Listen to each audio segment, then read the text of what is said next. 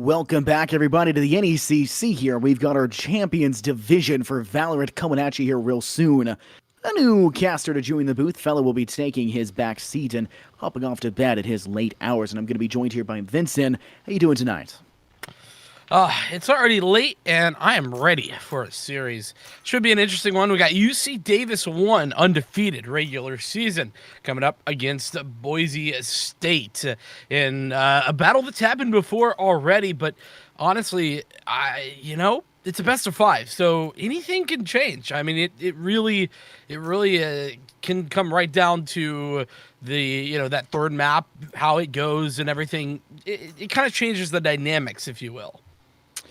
Yeah, I definitely think so, and you're going to have to keep an eye out on a couple of these standout players. Obviously, Dream on the Sova has always had a spectacular matchup constantly, has just been uncontested so much on Sova players, facing off against Riley the week prior in that CSUDH side, and Riley was the player that on Ascent in 10 rounds had 18 assists, and they still overcame, and won over them. So, I mean, that just goes to show you how strong Dream can really be, and leading that squad to go further. They have spectacular fragging potential. They've got great playmaking skills, and it's gonna be difficult for this Boise State side to kind of overcome UC Davis by all accounts, because UC Davis is uncontested. But Boise State have the squad, and they've definitely improved from week 8. They've put in the effort. They've gotta have watched VODs, because why would you have done it at this point in time? And they're gonna be coming out guns blazing. Yeah, they absolutely are. And the other thing there, right, is that week 8 matchup was a 2-1.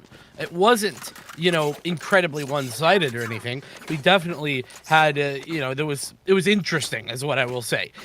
So it wasn't a huge runaway for the UC Davis side of things, though they did end up winning that matchup. So I'm really excited to see kind of what Boise State can do. I mean, they obviously lost to UC Davis here in the regular season, but like I said, best of 5 changes the math a whole lot. It really swaps things up, and it makes you rethink everything you thought you know.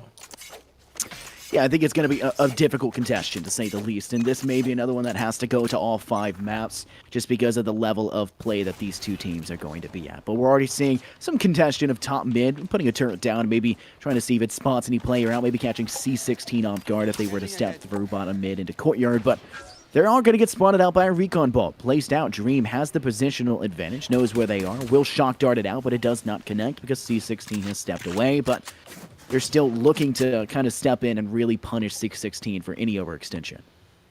Yeah, and unfortunately, I don't have a feed at the moment, so you're going to have to take it. Sorry about that. No problem. Friendly NPC already connecting the first shot, starting this round off strong, finding legit Soldier. And now heading over to the rafters side. A plant does seem to go down. Dream will stop the plant momentarily, but hop right back on top of it. And Lycan will find the kill to C16 from the rafters side. Frag for frag, a 4v4 underway. And they're trying to get this recon dolt taken out once again. Various will be able to remove the attempts by Dream to go for it, but it's still in a 4v4 with players in Hell, players in B main. A main, it's going to be a lot of difficulties. Various finds a nice shot to Dream. Esperanto finds Lycan, but Bandit and Your Hat find 2 of their own. Bandit make it a double kill, refragged back. And Smurf Sickles will clean off this round spectacularly, making a 1-0 scoreline for this UC Davis side. Man, honestly, I was so impressed over the course of the regular season with C16 and Smurfsicles in particular. They really stepped up big time whenever there was a need for UC Davis. And I'm definitely going to be on the lookout here in this one to see if that continues. I can't imagine that it won't, but definitely 2 players that I'm on the lookout for. You were mentioning the standouts for Boise State, but those for UC Davis are mine. Yeah, I mean, obviously, when I think about the opposing side, I'm thinking of Dream, I'm thinking of Bandit, who does a spectacular job, and Bandit doesn't necessarily clean up all the time. It's legit Soldier who typically comes up. Your go-to duelist player, but Dream on the Sova has done such a great job that this is going to be a very neck-and-neck matchup. It has already started off in a little bit in favor of UC Davis, but it is just the pistol round, and that was close in and of itself, so it's going to come down to whether or not this SMG buy for this UC Davis side is going to just be as much as we anticipate it to be, or if maybe Boise State can kind of pull off an upset and still manage to win it out. Never mind. Esperanto finding an ace in round 2, spraying all of them down on Catwalk with the Spectre. Not a single survivor, and a phenomenal start, now 7-1. and just completely unbridled spray, just not letting a single person escape. That is just morally and I guess mentally devastating. Yeah, I mean that's definitely frustrating. I have to say, and you know, on top of that, giving the run it back that early as well is certainly not an ideal position to be in. Now there's no other ultimates on the field, and you could definitely see the run it back be a huge boon here for the defense in round number 3. Absolutely, and already in a positional disadvantage when it comes to this one-way smokes that are being attempted. Esperanto will have attempted to run it back, and it will not be able to find any success, but having it does also garner a little bit of information. And an aggressive hold being coming right here. C16 looking for an early pick, does spot the Soldier of Legit Shoulder, and it's going to go the other way as Friendly NPC finds Dream instead. A flash comes around, Legit Soldier does blind Friendly NPC, but they will not be able to get a second frag off because C16 does not want to peek it. Yeah, and it leaves us into a 4v4. Talked about that run it back. It was used and, you know, it got some value, but ultimately just a 1-for-1. So it's not the biggest deal as the round slows down. Everybody just looking for those information plays. Most of the attackers, though, grouped up here towards mid as that's a nice find by Lycan. Absolutely brutal as Esperanto falls, and that's the man advantage straight back over there to the attackers of Boise State. Yeah, even our producer is just in awe at what just happened. Various will be able to pick up one onto Bandit, now being tagged as they attempt to step away from that stair side. They'll find one through the wall as well, but it's Legit who finds two in the process onto Smurf, and Various C16 finds one onto Legit. It's a 1v1 scenario, 13 seconds now left in the clock. Lycan goes for the shot and finds it, and C16 will be felled. It is a body graveyard inside of that B main. No chance to get the spike down, but yet another position for it, and we're finally going to see a round victory for this attacking squad. Yeah, and you know, the round where you picked out the weapons, you've made those adjustments that you would like to see, and everything starts to come up correct, you know, starts to come out the right way. But granted, if you recall, that is a bonus round coming through from the UC Davis side of things, so they didn't have the most ideal of weapons. They just had those saved over SMGs and the such with some weapons to contend with. So I'm on the lookout here now. Full weapons in hand. What can UC Davis do against this side who has just picked up a Blade Storm? So run it back and Blade Storm available. That's certainly a very significant ultimate combo that could open up either of these sites. Absolutely, and Legit Soldier just kind of waiting for the opportunity. You're seeing C16 sitting in, I believe, to be a very advantageous position of bottom mid, looking for maybe one player to step up towards Puppy, maybe try and play in Cubby, but Bandit with the Blade Storm ready could, you know, updraft themselves into a position, maybe catch them off guard, but Various could refrag if it does come through. Now sitting in the very bottom of mid near the defender side at spawn. They're going to decide to just take a step away. It's a very slow attack that's coming through, which kind of lets them think that they need to step away, but they're stepping to the wrong site. 3 on A site and only 1 on B, with 1 sitting in mid, and it looks to be a completely B-sided push with all 4 missing 1 to step through. Run it back from Legit Soldier comes through. They're going to step onto site. Smurfsicle's trapped inside defender spawn. Really no answer to come through. Bandit will find a Blade Storm kill into C16, starting themselves off strong, but in this current position, they're going to need more than that. Bandit finds one. Your hat takes another to Various. Smurfsicles stops the bleeding ever so slightly into Dream, but the Blade Storm has to come through. Bandit low and still manages to find it for the 3K to Esperanto, but Smurfsicles will stop their reign short of the ultimate 4K.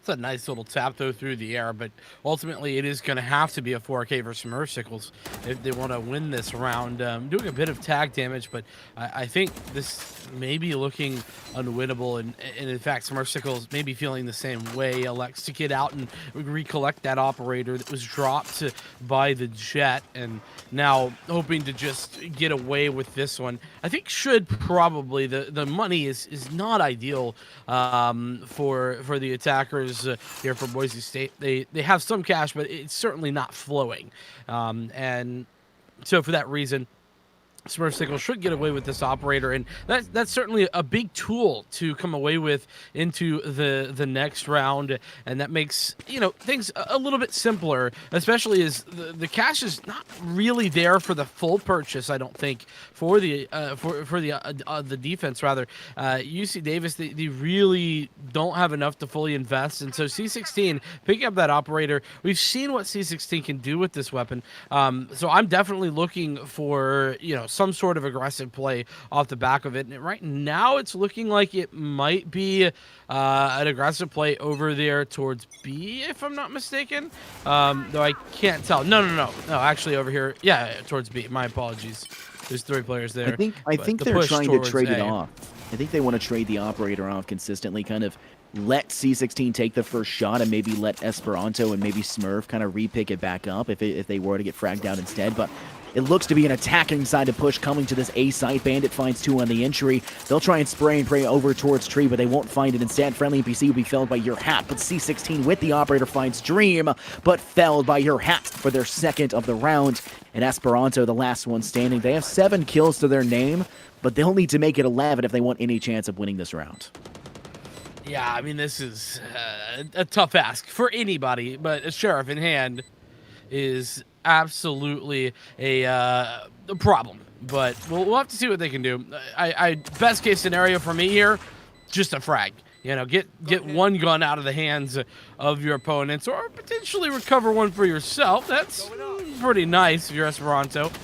And then actually just does recover one, but then falls as well. So an unfortunate set of events there.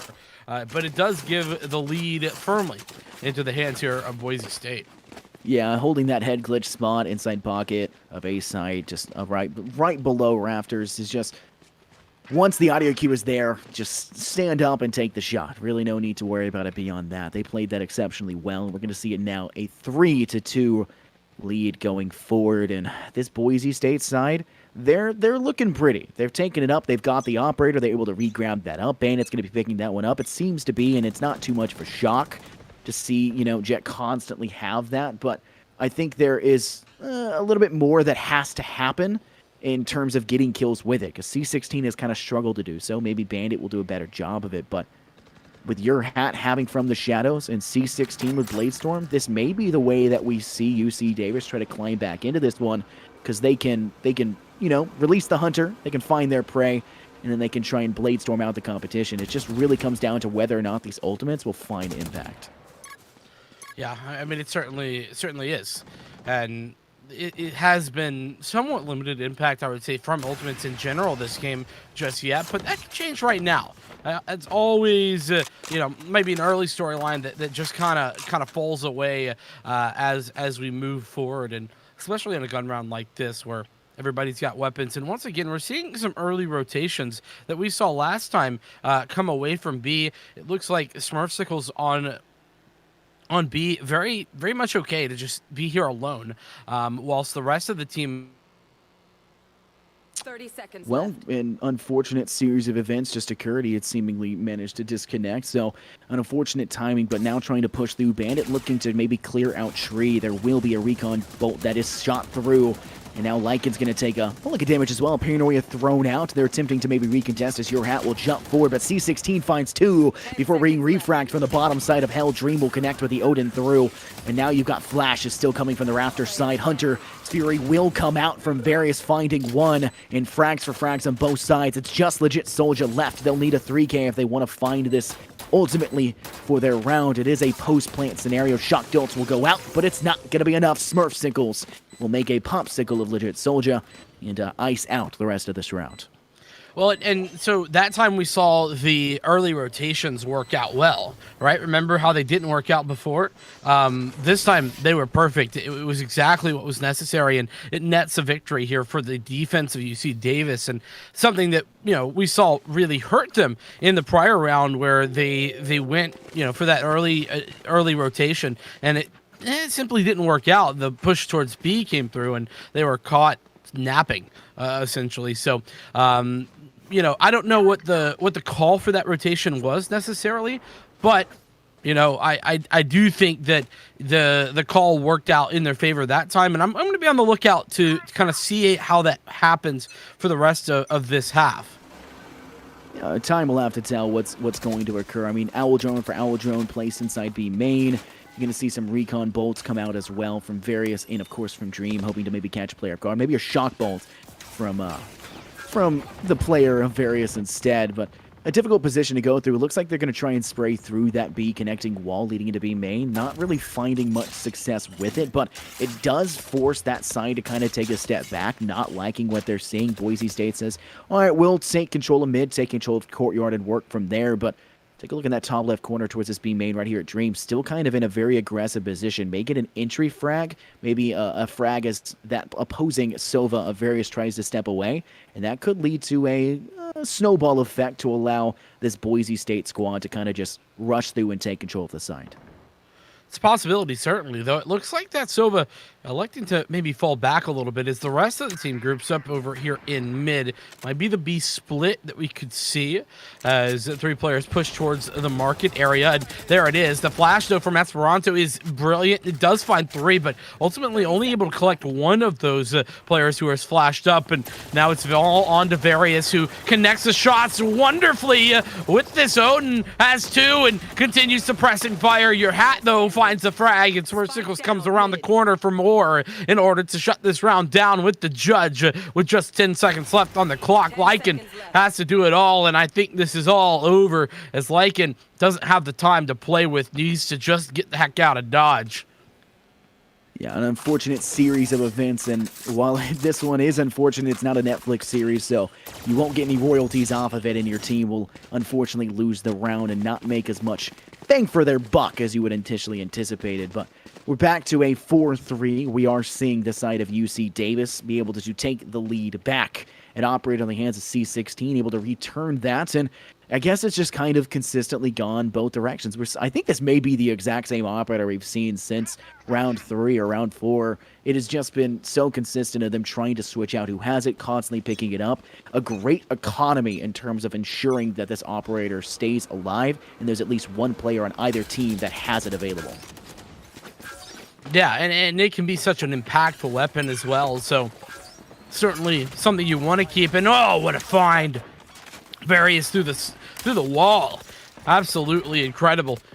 Just, I mean, throws out the dart, the sonar, in order to find the information, and then here's the audio cue as well to give him that additional bit of info. So, I mean, that's certainly a way to start out a round, making it a 5v4 before you even see anybody on the attacker side. Boise State, they've got to be mauling over that one. Very frustrating way to lose the opening frag.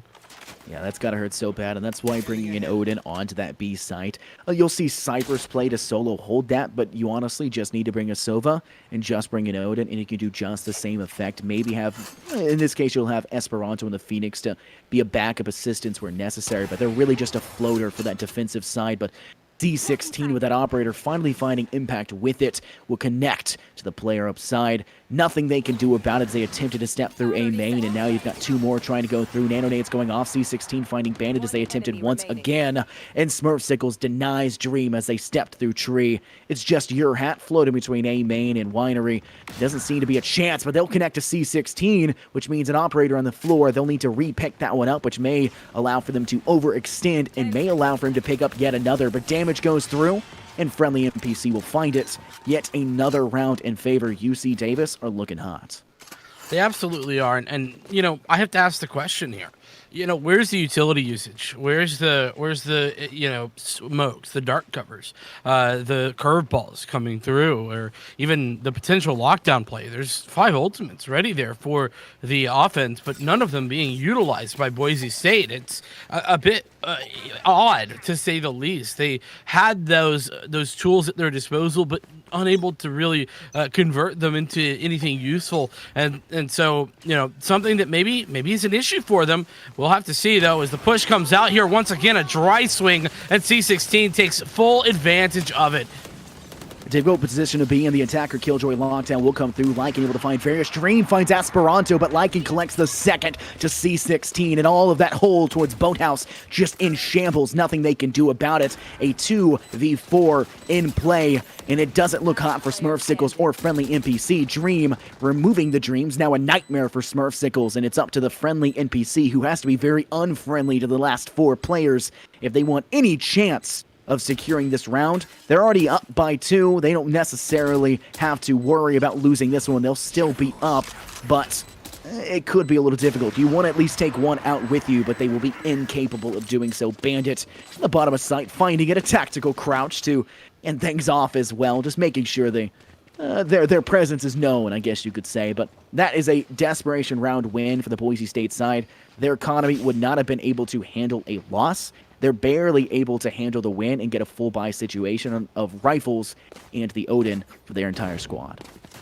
Yeah, and on top of that, I think that, you know, whilst the idea of that round was really, really solid from Boise State, the actual execution, they got away with one there. You know, UC Davis, they had a good counter.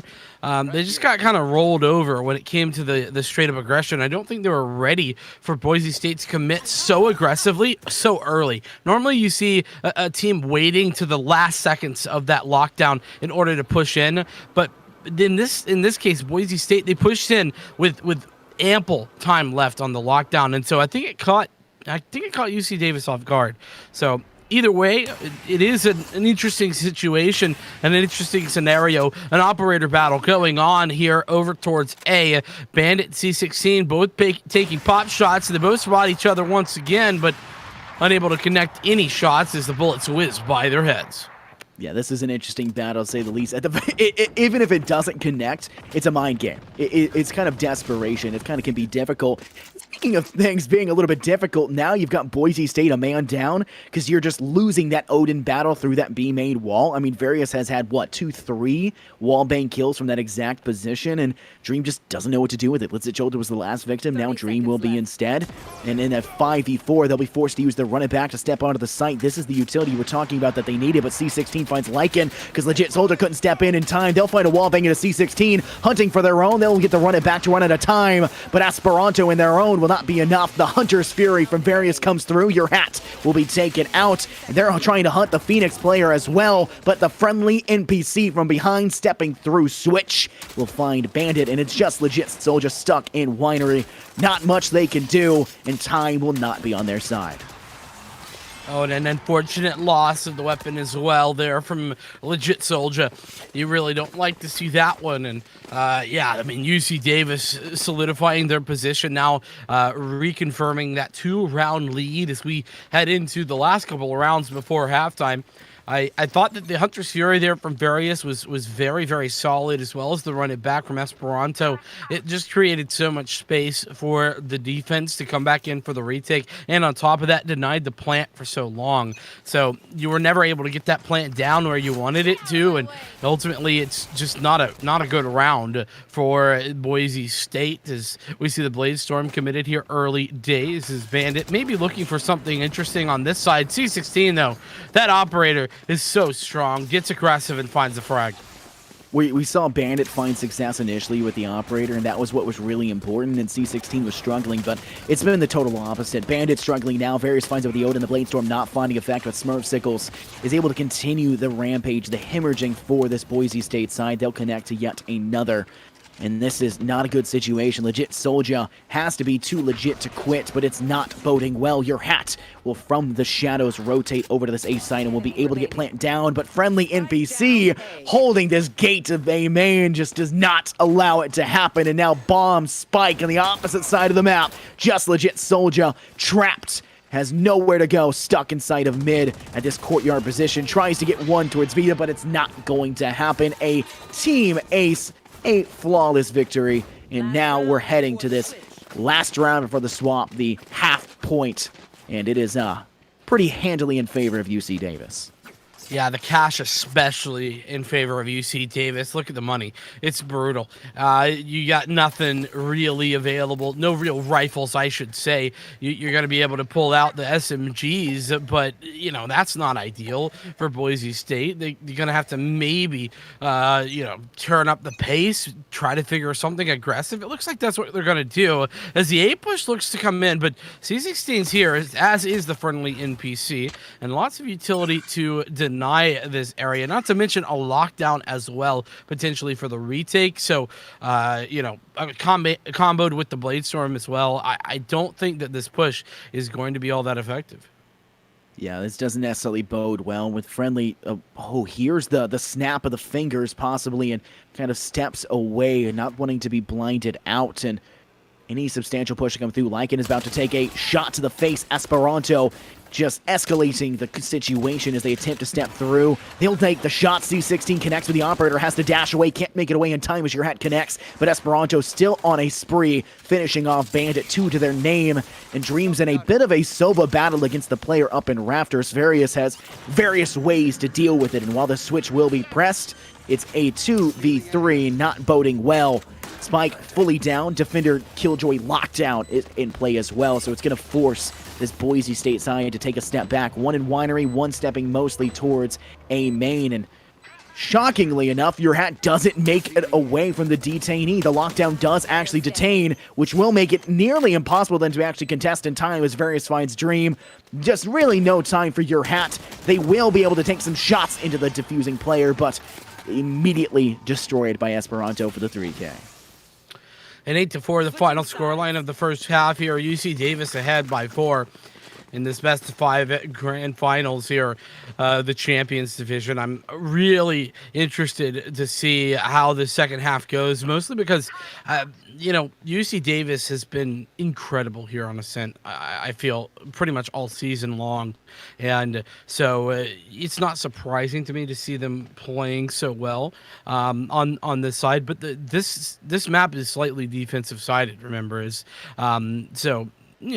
maybe not 8-4 sided, but certainly a little bit. And now onto the defense is going to be Boise State. So now they have the opportunity, maybe, just maybe, to get the better side as well as maybe find some of the value outside of this Killjoy. It's obviously very hard to do that on the attacking side. So we'll see how it goes. A push looks to be coming through. Yeah, I mean, they look to maybe want to go for the commit, but they've left one player sitting on the opposing side of mid-link.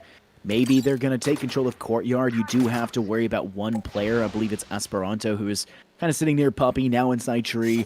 So a lot of positional advantages being held right now by UC Davis. They have put themselves in a position to kind of clear any sites, and they're making the slow rotation back around. They have sight of Catwalk. They have sight of bottom mid, and they're looking to maybe full send into B now. And the rotation away from those two defenders on A might just be enough to give them at least a semblance or maybe a hint of what's to come for this next engagement. Yeah, and slow and methodical is the name of the game at the moment for UC Davis.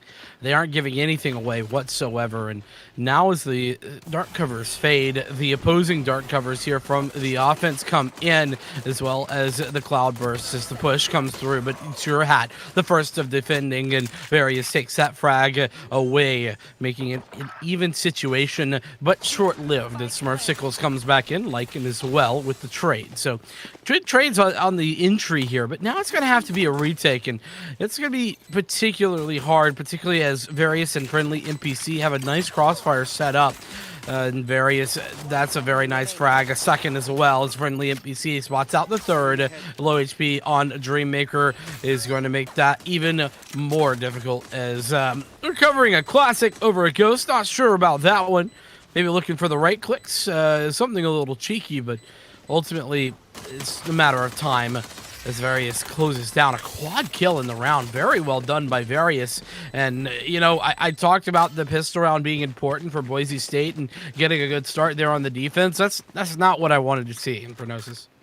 Yeah, I mean, in all honesty, it could have gone either way. Various cleaning up the 4K kind of just seals the round. If you had taken out Various a little bit earlier on, it may have been different. In fact, I think it could have been entirely different. But the issue is Various has been kind of left to run off. Only 6 deaths, has 15 kills, has looked spectacular with the Odin on defending that B-side solo, and there was nothing that Dream, there was nothing that Legit, there was nothing that anyone could ever do when attacking it that they couldn't get through it. And it eventually became the ultimate problem for them, and they were felled because of it. But a very aggressive push coming through as they're looking to take control of this A site, seemingly have. Only 2 defenders initially there, going to be in Tree and, of course, in Garden. Now over to the Raptors side, looking to maybe play up top, but Dream has to get some shots off. Glitch position held as we had seen previously last half. Lycan finds the friendly NPC, but Bandit is left uncontested up top, finding C16 as Varys cleans up 2 into Lycan and Legit Soldier.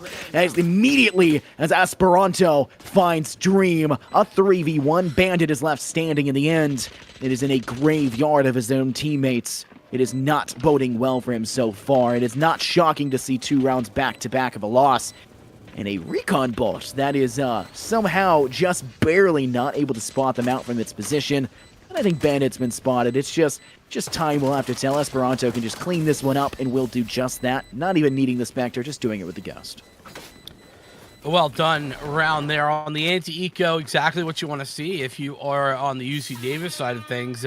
That being said, you know what? I think that there's something to be said about Esperanto picking up the run it back first in both of these halves. You know, it's just nice to see, right? Esperanto able to kind of be the tip of the spear for this team at times, and utilizing that early ultimate in order to do just that. We'll maybe see that going out here towards B as there's 5 players grouped up this direction, and looks like that might be the case as the curveball comes out, and there it is, the dark cover as well as the curveball. Second one comes through, and the push as well from C16 onto the site. The Hunter's Fury as well committed, but doesn't get quite anybody yet. Does do a bit of tag damage, and Bandit, the one to actually find that frag as it's a trade onto the site. So 4v4 on the retake is certainly not too shabby for this defense. Yeah, time will have to tell. An Owl drone inside B main will make it so they have some information, which can entirely change the pacing. Legit Soldier finds Smurf Sickles, but taking a lot of shock bolt damage, now in a bit of a poor situation in terms of having that grunt be heard. But Legit Soldier looking to step onto site. Bandit taking Esperanto as they stepped out of B main. Various sitting inside the smokes, taken from Bandit as well as they clean up the 3K. Friendly is BC inside Boathouse, and Dream Maker will make this round yet a dream, and any chance of them to take that one will go back the other direction. Boise State will be able to find themselves their first defensive round win in this match, and hopefully for them or any Boise State fans, their first of many. But from the way that we're seeing it, they are half the score differential, a 10-5 difference. UC Davis have this one with a 5-round lead and only 3 rounds into the second half. Yeah, it's a bit of a rough differential at the moment. That being said, what a huge read there from Bandit. I have to say, you know, had the read that there was not only a player sitting in B main, but a second player as well, and was ready for the second push. That those 2 frags are key. I mean, they're the reason why that round went the way that it did, and you know, UC Davis fall because of it. So Bandit with a huge play there, really being the difference maker for their team. As speaking of the Jets, it's C16 who's pulled out a Blade Storm, though it is, oh, that's brilliant. Oh my goodness, that's a classic one. You see it all the time, but it's still absolutely beautiful to look at. I mean, currently, with only 1 kill being had, it can be a little bit difficult for Boise State to decide, hey, we're a player down, where do we full commit? And it looks like they're going to commit to B. They're still putting 1 player over by Puppy, maybe looking to contest. It doesn't seem to work out for them initially, but Legit Soldier will win the fight with a Phantom into the friendly NPC. C16 felled by Lycan. They now have the lead. They brought it back from a 4v5, now to the 4v3. Lycan connects to another Dream, taken out for the count by Smurf Sickles, looking to continue the hunt, but Lycan has placed down Utility, looking to continue going forward. Various finds Lycan, Legit finds Various, a 2v1, and now a 2v0. Legit Soldier cleans up Smurfsicle, and they'll be able to defuse with plenty of time to spare. Yeah, and if the initial push there, I forget who it was, in the 2v3 had come through and they had gotten rid of the lockdown, then Smurfsicles has a chance, right? But the fact that the lockdown stays alive, it forces Smurfsicles to play aggressive, and that's just a nail in the coffin. You're never going to win that walking into a triple spray down, with rather two players looking at you. So tough position to be in, but nonetheless, a great round there for the defense, and that's now 2 in a row. And they forced the offense here of UC Davis onto an eco round. It's a half by a little bit of an investment as you would expect, but in general, going to be down to just sheriffs and 1 rifle. So we'll see what they can do with those upgraded pistols. UC Davis are certainly lethal with any weapon, but maybe a little bit less so when they don't have rifles in hand. I mean, you got to spend money to make money here, Vincent, and I think that's what we're seeing at this point in time. They are trying to even out their economy. This is a very older style CS trick to just make it so that you always are sure of yourselves all across the board to maintain coherent team grouping at the very least for your money situation. And they can also just trade out the rifles when it comes down to it. Go for an early peek around a corner, die if you have to. If you can't get the frag, try to go for a trade, and then immediately have your player behind pick it up again. And it allows for you to play a little bit more aggressive while also keeping a safe space for yourself to ensure that your team can, continue to go onward even if you die. It's not completely wasted money, but it can ultimately be a waste if you aren't able to get frags whatsoever. Yeah, well, we'll see how it goes. It's certainly a good idea, but 30 seconds left. the execution is what matters the most. As one player here trying to sell the fake over towards A. Everybody else hitting B. The dark covers go out at B, and the push comes through. Smurfsicles with the frag. Nice headshot to take down your hat. Ooh, the re-aggression there on the run it back, not successful either. The crossfire from friendly NPC and Smurfsicles far too strong. That push over there by C16 doesn't go out the way that they would have liked. And legit Soja with the hot hands able to make it very, very uncomfortable as NPC gets another frag, tries to line up a second, but it's Dreammaker who's lined up 3 in the round. What a great way to finish that one off. I've stated that was the player that I was really looking out for Boise State. Dream has just done a phenomenal job of making any dream, any chance, any hopes of Boise State to make it all the way here, and they did just that. They played spectacularly. They played against CSUDH, and that's a team that kind of was an underdog, David and Goliath, which has kind of been the name of a lot of the playoffs for most games here, but they were a team that kind of gave them their money's worth, really only falling apart in the last map of that best of 3, and CSUDH was unable to close it out, and Boise State was able to. So I think if you're a Boise State fan, you're probably a Dream fan, because it's really shown up consistently, whether it be information, whether it be consistent utility usage, or being able to get, standout plays like that. I think Boise State's done a pretty good job of it, but they still got to make this return. They're still 3 rounds behind. And they got to maintain at least some semblance of strategy if they want to fare well against this UC Davis squad. Gonna have to do just that. Here comes that push out here onto A. As we see the Hunter's Fury committed in order to try and deny that plan. It's maybe a little bit early, though. This friendly NPC fakes the first one and looks to get the second down as well. Smurfsicles ultimately getting that frag, but it's traded out pretty immediately, and Bandit comes in against the opposing Jet, able to find the frag. So this is looking very, very solid as UC Davis kind of fall apart on the retake, and there's the push from Esperanto, though, is standing strong. So maybe not so much. UC Davis still in grand position, and oh, what a tap there. Esperanto taking out the opposition with what looks like ease, and a Hunter's Fury is ready as well to defend the site again if necessary. Esperanto falls to Bandit's operator, but now it's all on to the 2 players left alive, and nobody's checked the friendly NPC down below, and nobody is ready for that push. It's 11-7 now, as we see barely actually surviving the friendly NPC, but gets away with one right there, don't he? They could have picked up the operator. I think that's a missed mistake. He stared at it, was pretty sure that they were going to die, so he said, I won't pick it up. It's as good as dead anyways. No, you could have lived that. You could have gotten the operator and lived that. Instead, you kind of miss out. And we had seen consistently throughout this game, Vince, we've already talked about it, they did a great job in the first half of trading the operator around. I think they had the same operator from round 3 or round 4 all the way through to the end of the half. Every single time that operator dropped, it was picked back up and used. it did such a good job of that, and it's kind of sad to see it not happen this time around. So slight waste, but I don't necessarily think UC Davis is sweating it that much. They're only 2 rounds away from closing out this map, but the economy and I guess the arsenal of this Boise State side has kind of leaving them with a want for more, as they still have Bandit with a pistol. A pistol, but a blade storm, in fairness, so a little bit more than just that pistol to contend with.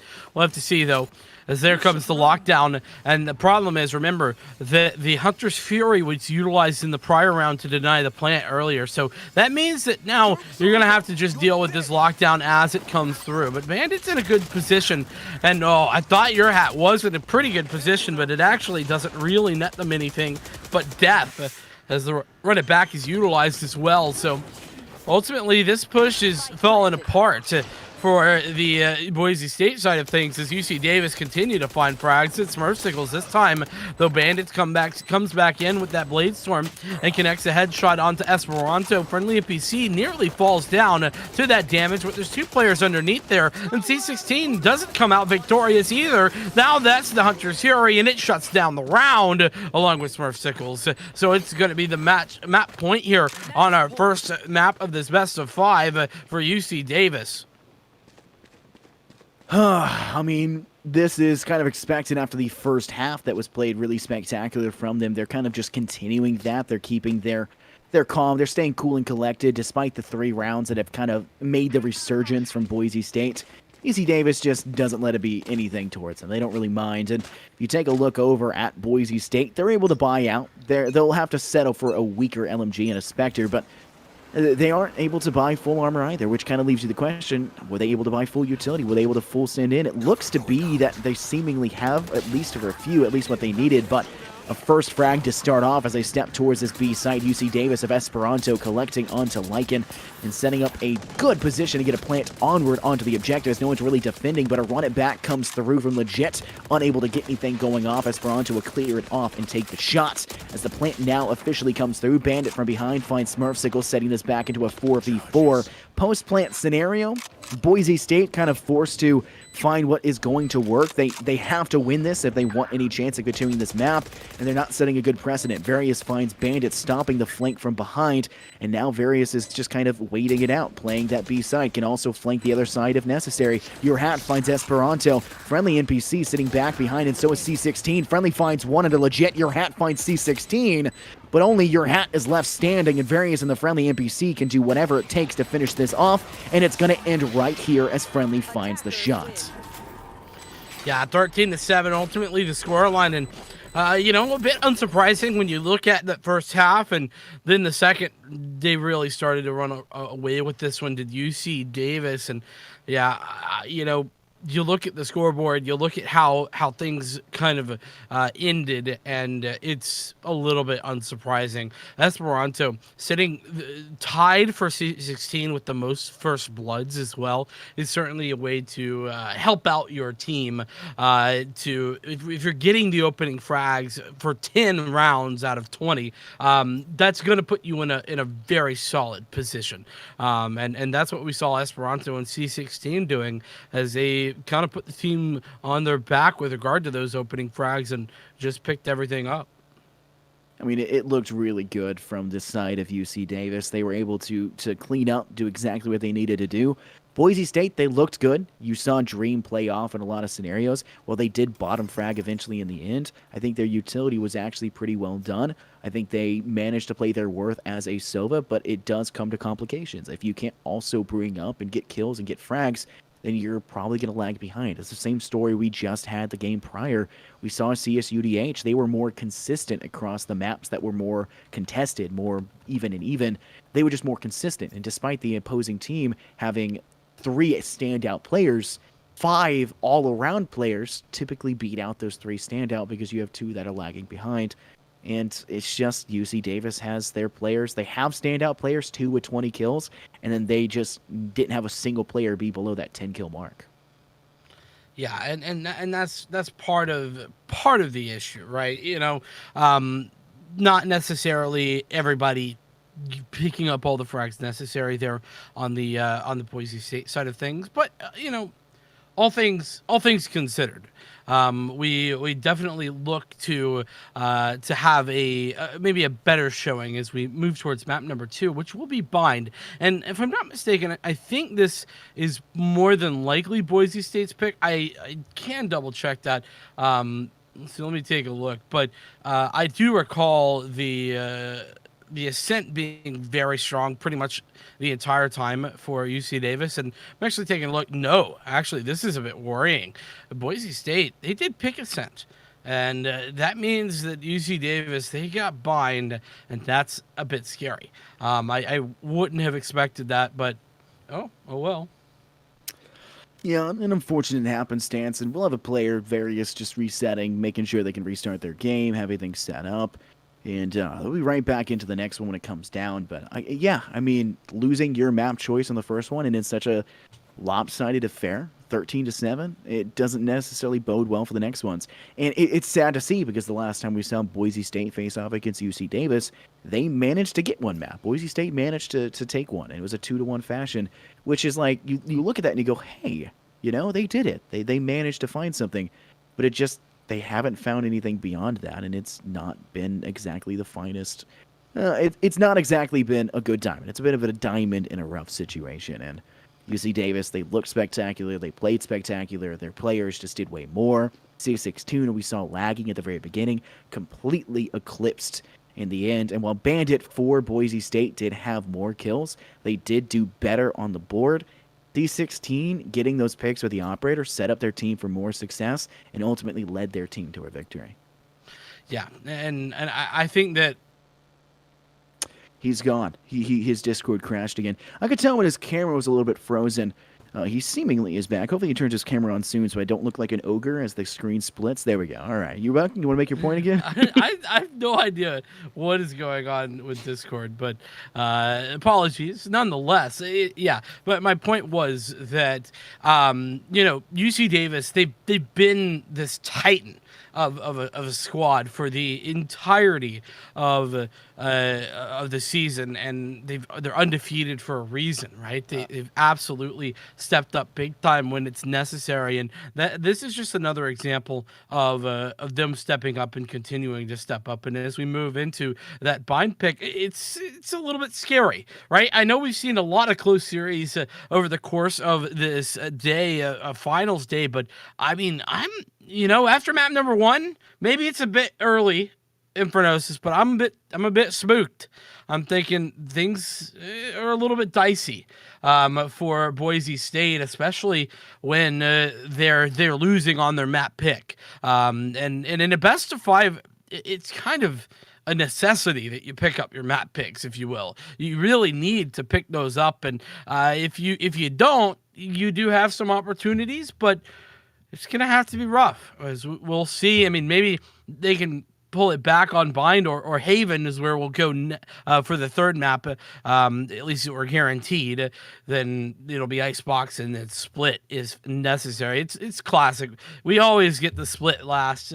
Icebox even picked before it. But as sad as that is, I do understand that Bind going to be a tough position for Boise State to come back into this series, but I have faith. I think they can do it, and I'm looking forward to what they bring to the table. So maybe some interesting compositions. Who knows? As we get straight back into this character selection screen. Now, the one big thing I really love about Bind is that it's an older map. It was here from the beginning. You've had a much longer time to see strategies, watch pro players play it.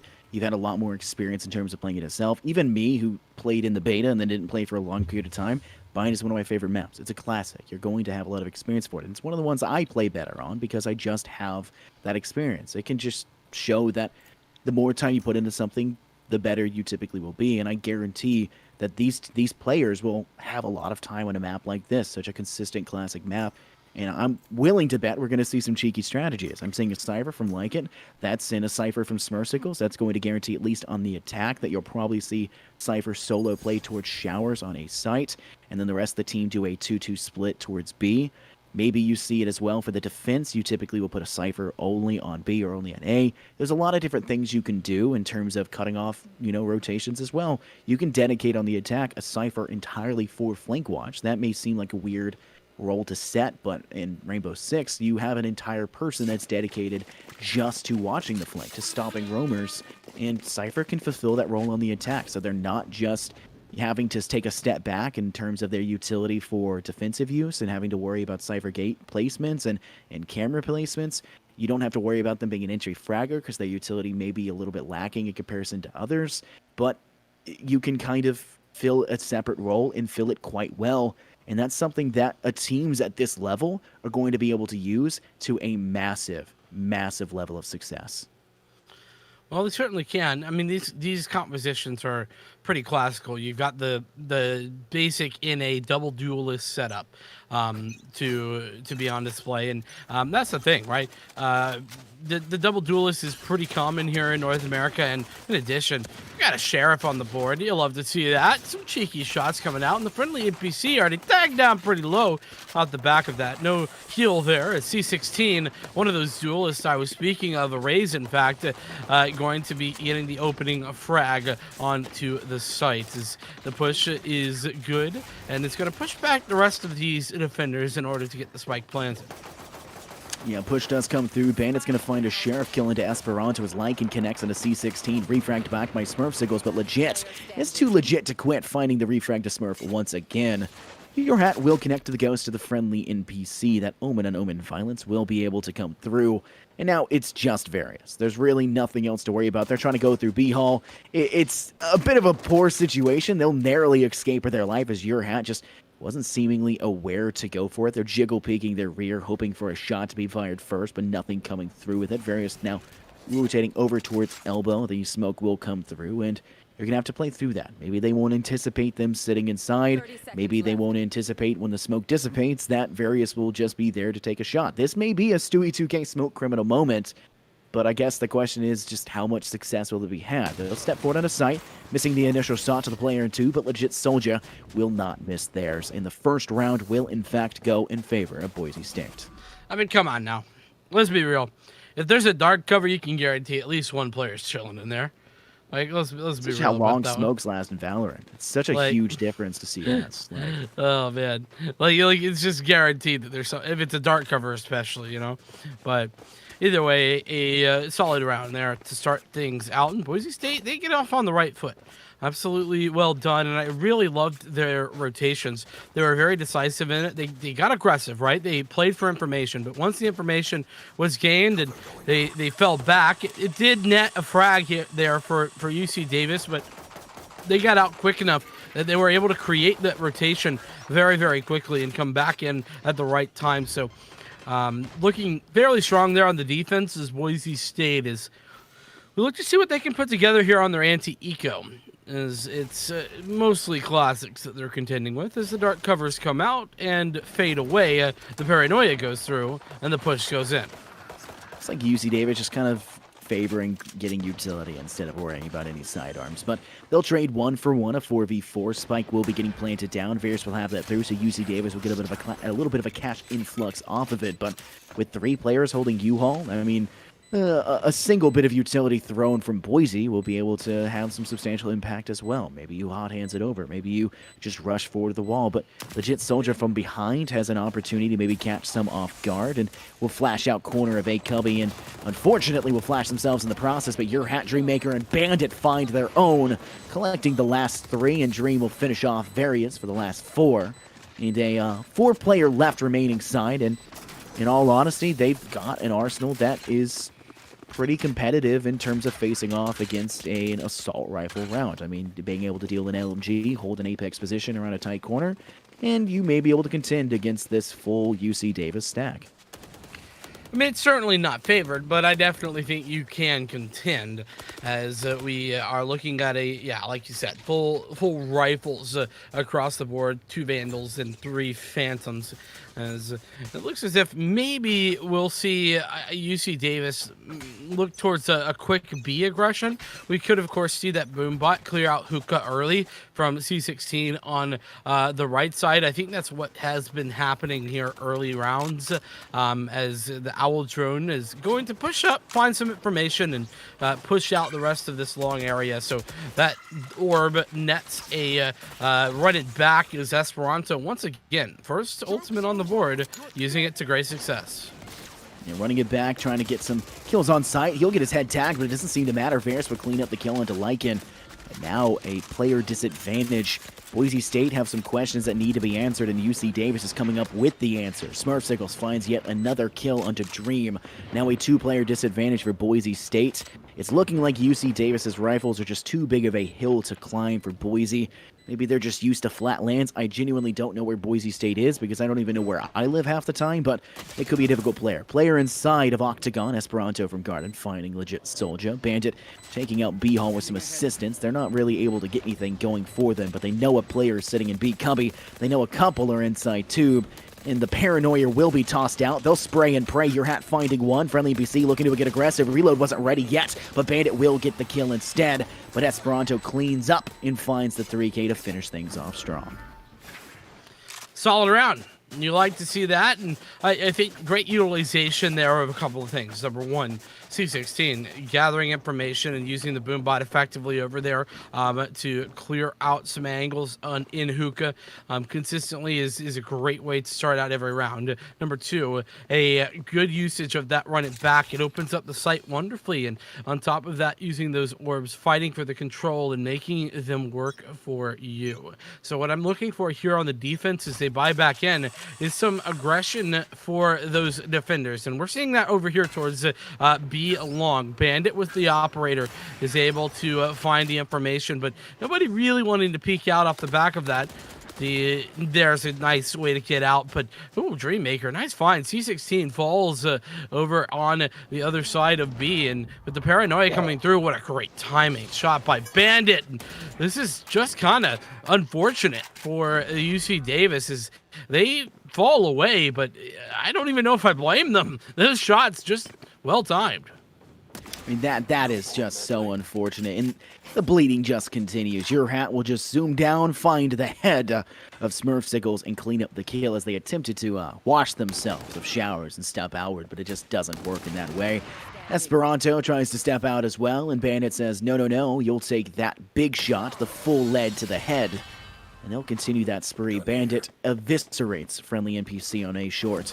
And there is really nothing that Bandit can't do with that operator. They found massive success the round before. They found a lot of success on map 1 despite losing it eventually. But, I mean, we may see this operator switch hands like we did in the first half of Ascent. And if we do, it still is anyone's game because UC Davis, when they took a hold of that operator and they handed it off to C16, it found rapid and massive success. Yeah, and Bandit doing just that here. What I would say is that this is the best I think I've seen Boise State look thus far in the series. It's very, very nice, and I think that now they can start to kind of solidify their position. That last round looked dominant, and sure, you could argue some of it was a bit lucky, but not so much, as Your Hat takes the frag there on the C16 in U-Haul, making this look quite simple. The push coming through, the curveball as well. It's not effective, though, and it's going to be the re-aggression available as the Paranoia has already gone through. It would be key to throw it in, but still 5 players left alive here against 4 for the attackers. And that's changing now as the friendly NPC takes Lycan's head off as the rotation looks to come through over there, going back towards B with the spike. I mean, you've got legit Soldier who's able to hold elbows, so it seems to be a bait rotate. So they're actually going to go back through split. Friendly NPC finds one into Dream, but Bandit refrags back immediately. Now knowing there's a player on short, they'll actually find the kill. Bandit with a nice shot into Various. Now they're going to be cyber-gated off and now be forced to kind of wait it out in the process, but the spike has been planted. UC Davis have managed to give themselves at least a little bit of money off the top. Run it back comes through, immediately shut down, and it'll be a spray as Bandit attempts to play back, finding their third, could be a fourth. They're right on it, and they find it through the box. Smurfsickles is just left wondering what the Smurf just happened, and it's going to be 3 players left for Boise. They're looking good, taking it 4-1. You know, for me, UC Davis in that round, it's a tale of good and bad, right? Like, that rotation, that strategy, brilliant, really intelligent. I love the bait there. It gets the frag. Now, sure, Bandit gets the trade with the operator, but that doesn't matter. You've put yourselves in a very winnable position by getting the plant down over an A, but then you just keep peeking Bandit. Why?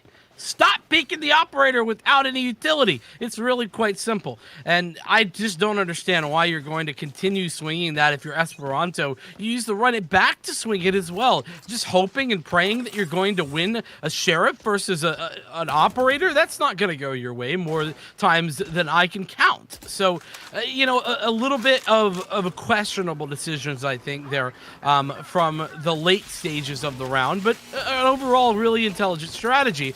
As Dreammaker goes fishing for various and finds something. C16 getting aggressive with those blast packs isn't good enough to save the help of Esperanto, but ultimately should be a trade and is. But it's a trade that is not ideal. It's a 2-for-1 deal. C16 maybe evening numbers out. Sickles as well, taking out Bandit's operator and making this a one-player advantage for the attackers. Yeah, with friendly planting right now over from the B site, Legit's going to be able to rotate quicker, which does give the advantage of being able to fight that. But now you've got a player inside Hookah holding near. C16 as a great sight lane to contend.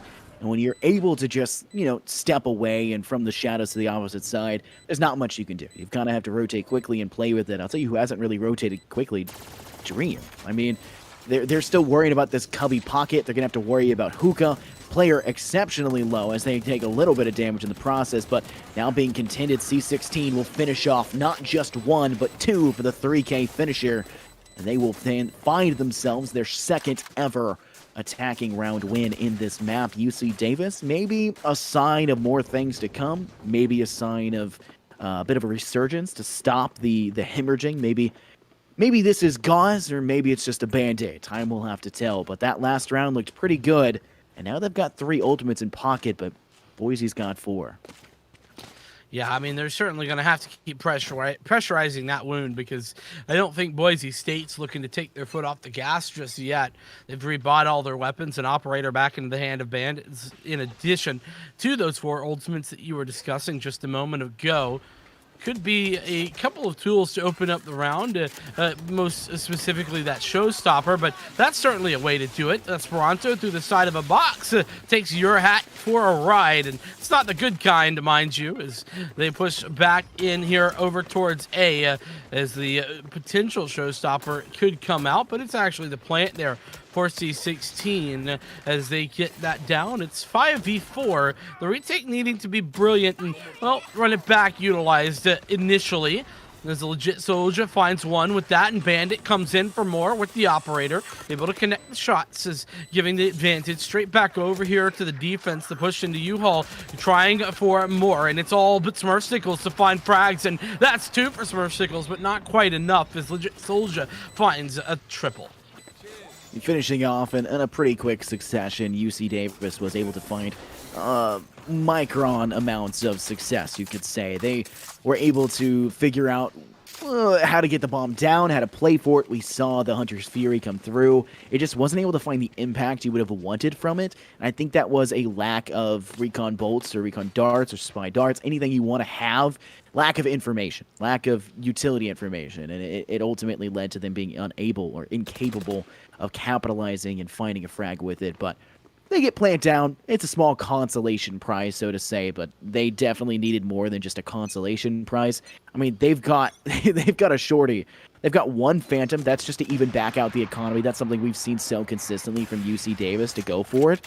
And we're also seeing them bait out Bandit. I mean, they're really trying to get the operator to give away more information, more utility, and really hoping that they'll be able to be forced away or moved away and not have to contend against down to that A short side.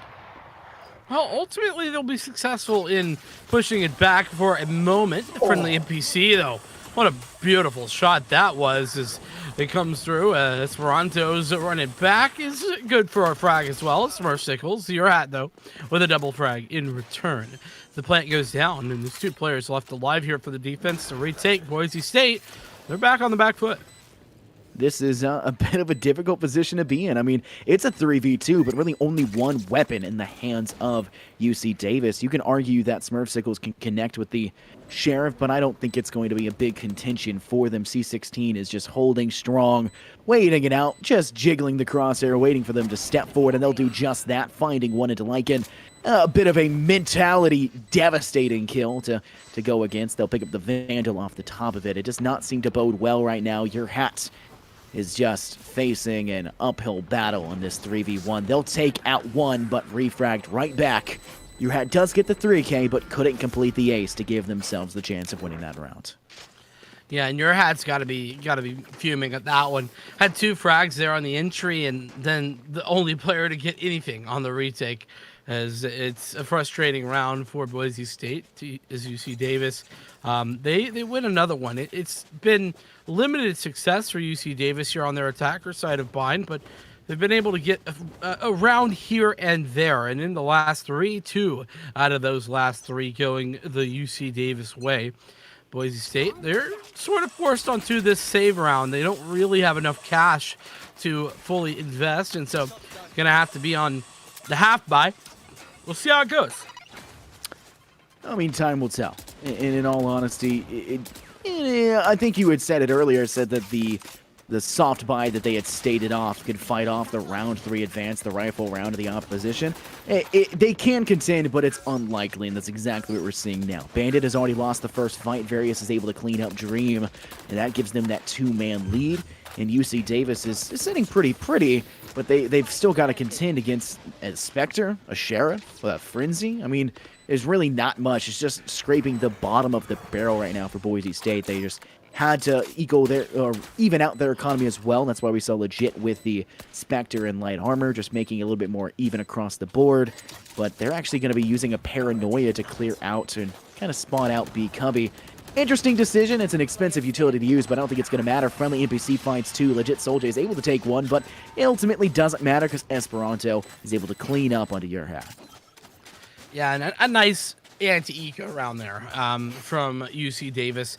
They finally won their first couple of rounds in a row on this map, and that kind of just goes to show you the difference between map 1 and map 2. Boise State really looking far better in this map than they did on Ascent, and I'm very impressed with what they put on display for us now. But here's the thing, you know, the UC Davis has kind of put themselves right back into this one, only one round between the two, and I want to see something maybe a bit better from Boise State as they repurchased all their rifles, all their weapons, and they could be here for a round or two to kind of solidify that position and get the positive side of this half.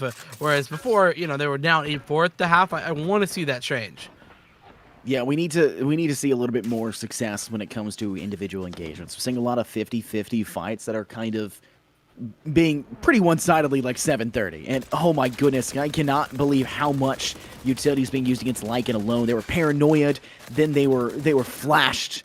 Just really nothing they can do against a curveball. Saved by a wall. That is actually what gives them their life. But Dream will find the first kill into C16, the top fragger, tied top fragger for that UC Davis side.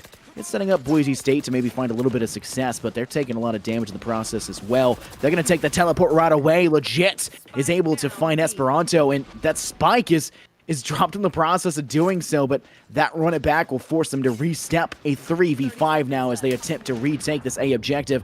Things not exactly boding well, but time will have to tell, but it is not looking hot. Smurfsicles and friendly NPC finding Lycan in your hat. Bandit cleaning up the friendly NPC, and it's just Smurfsicles to ice out the rest of this round, and it looks like Boise State will contend with it. Yeah, and with 10 seconds as well, that's the biggest issue. Honestly, Smurfsicles maybe just looking to die here. Does do just that, not going to be losing the potential cash, but, that is going to be a solid round for the Boise State side of things. And whilst UC Davis will have money to repurchase in this one, it's a bit of a brutal loss. They really were looking to kind of run the score right back up against them, and that was their opportunity to kind of in the half at a 7-5 score line if there was the chance for UC Davis. So now the realistically, I'd say Boise State, they're back in the driver's seat. And, well, they're certainly driving straight here into this shower position as they want to get a forward position here. And I like this a lot. I like the aggression, but is it going to net them much of anything? I mean, their owl drone will be taken out, which does remove information, which is seemingly what UC Davis is a little bit reliant on. We've seen it time and time again. Their Hunter's Fury just doesn't find impact because of it, but now with these shocked bolts coming through, that's going to be difficult. Bandit's going to be flashed out from a curveball, having to draft away, and will be able to escape narrowly, but it was a close one. But friendly NPC, who from the shadow from behind finds your hat and Bandit. This is a setup for a massive amount of success right now for UC Davis. They were able to stay alive as they attempted that Showers push and found success because of the flank. Paranoia comes through to the Vit side. Legit Soldier will be cut off because of it, and the wall will also come through. But a shock bolt from the friendly NPC will force them to relocate. Dream finds it through the wall, knows that play, and here comes Dream with the Hunter as well. Is able to tag, not able to clean up. Legit and Lycan will find it instead. Esperanto takes Legit into a refrag, and now we see another run it back come through. Esperanto going forward, finds one, just needs to find Lycan, flashed out from a curveball, attempting to head out of U-Haul, run it back, running out of time. But now it's the 1v1. Lycan v Various goes in the favor of Lycan. And I think that Lycan's kind of forced to stick this one out, and Esperanto's not going to let him matter. Tough luck there. Very tough luck there for Boise State. They had a good look in that round, but ultimately it was UC Davis that came out on top. And, you know, realistically, it was Esperanto, the difference maker. Talked about him in the prior game, in the prior map, I should say, and continually been spoken about in this one. You know, whether it be 616 or Esperanto, who's been opening up these rounds. It was this time for Esperanto, the triple kill off the back of, number one, some nice entries, and then obviously the run it back in addition. So great job. Good find as the push is coming through. That's going to be the showstopper thrown out, but it doesn't really connect with anything. Don't think I've seen very many showstopper kills this game, but friendly NPC doesn't need any bazookas when he's got rifles. And the double kill coming through, and the Blade Storm not connecting with much of anything there for the Bandit. And now it's going to have to be the retake, because From the Shadows is committed, and Bandit's Blade Storm finally connects. So 3 players left alive here against 2 as the retake comes through. Yeah, post plants in the air that's not necessarily boding well right now. Bandit just trying for their best. Your hat will make it closer, but Various immediately refrags back, avenging Smurfsicles. And now C16 and Various just have to kind of chill out. Ice Bandit out for the count. It doesn't really take too much to do it. They just need to play safe. They've got the crossfire, and C16 will capitalize. Various, celebrating with a bit of a Hunter's Fury, showing off their wrath, and this halftime switch will kind of be another pacemaker. He was able to see the 6-6 split at half. UC Davis was able to make the return after a devastating, at one point in time, 5-2 split. Indeed, yeah, it was a frustrating position for UC Davis to start out in, but they've really ramped themselves up as this game 2 has gone on, and now it's very, very even. This map as well, slightly defensive sided, but that's a very slight, very, very slight. I personally believe this map, it kind of depends. If you're able to kind of start snowballing in one direction, it's very hard to recover from. So, one team starts running up the score, I think it's hard to stop that if they get moving, 3, 4, 5 rounds in a row, because it's so hard to break the economy. That's the key. So either way, this one very, very even. And nobody really able to get that snowball going. Lots of information gained by that owl drone, but I think it actually might be a bit of a problem, because it just barely didn't spot out the one player sitting around the triple box. So they might be baited into a false sense of security over a day, but it doesn't look as if the push is going that direction anyway. So for Boise State, it looks like it might not matter all that much. Yeah, I mean, time will have to tell. I mean, it doesn't necessarily... I guess like it's not as impactful, so to say. The pistol round is basically you win one, you've got an 80% chance of winning the second to follow through, and that's small eco, and then you've probably going to lose the rifle round that comes after. It's just a 2 round and then brought to a 1 round, so While it is a one-round lead in terms of being able to refrag it back out, it's not the end of the world. And it does look like Boise's going to start off on the right foot. They'll find two. Dream's able to take one, but Bandit finds Various. C16 takes Lank on a refrag, but Bandit will continue their reign as they step onto this B site, taking Esperanto and expediting that push. C16 connects to Bandit, denying any chance, and your hat with a one tap to C16. It's just the friendly NPC, knows there's one inside of TP. Dreammaker just toying with it at this point in time. A hop, a friendly skip, and a jump connects with the right click. And now a 2v1. Friendly NPCs has picked up the ghost of Dream and just needs to figure out what exactly they need to do to make it work the most. Sorry, a frenzy of Dream. They need to figure out what to do to make it worse. 1 and 2, one inside of Garden. Friendly NPC taking damage as the right click from Legit Soldier steps through, having to step through their own smoke, hoping that it will be enough, but it does look to be a position of unfortunate timing as the curveball will come through. He's looking like he's going to stick this one at least half. He's going to be shot from above. Legit Soldier will have to step down to contest. It's not going to matter, has to reload, and it's not going to happen. Once again, Boise State will start off strong, and they will bring this one up once again, now at a 7-6 lead. Indeed, and once again, a lot of good ideas there from the friendly NPC. I liked what they did, but ultimately, well played by the offense there of Boise State. They, played the pistol there not only correctly, but they played that 2v1 about as good as you could, split the way that they were. So, props, especially Legit Soja on the site for kind of playing around with it. And oh my goodness, what a play that was from that friendly NPC. I don't think the Bandit's going to be prepped for them up here, because that would be incredible. The paranoia comes out, the teleport comes behind. It actually just barely doesn't connect with Lycan, but I love that play. That was a fun play. I respect it. I do. It seemingly worked, but Dreammaker is able to clean up yet another Various out for the count. And it looks like another one of these UC Davis, like just full sin bottom pistol, just keeping their base set. They're just going to continue to do that. They're not expecting too much, and they're not getting too much out of it. Bandit will find C16, just Smurf, Sickles, and Esperanto left. Esperanto dropping down, maybe trying to catch Dream inside a pocket of heaven. But it doesn't seemingly matter. Smurf Sickles left in a 1v5, and if there's one person you expect to do it, it's not Smurf Sickles. But, a man can dream, but Dream will rip it away from you. Well, yeah, those dreams not going to be working out in that situation, but 8-6 now.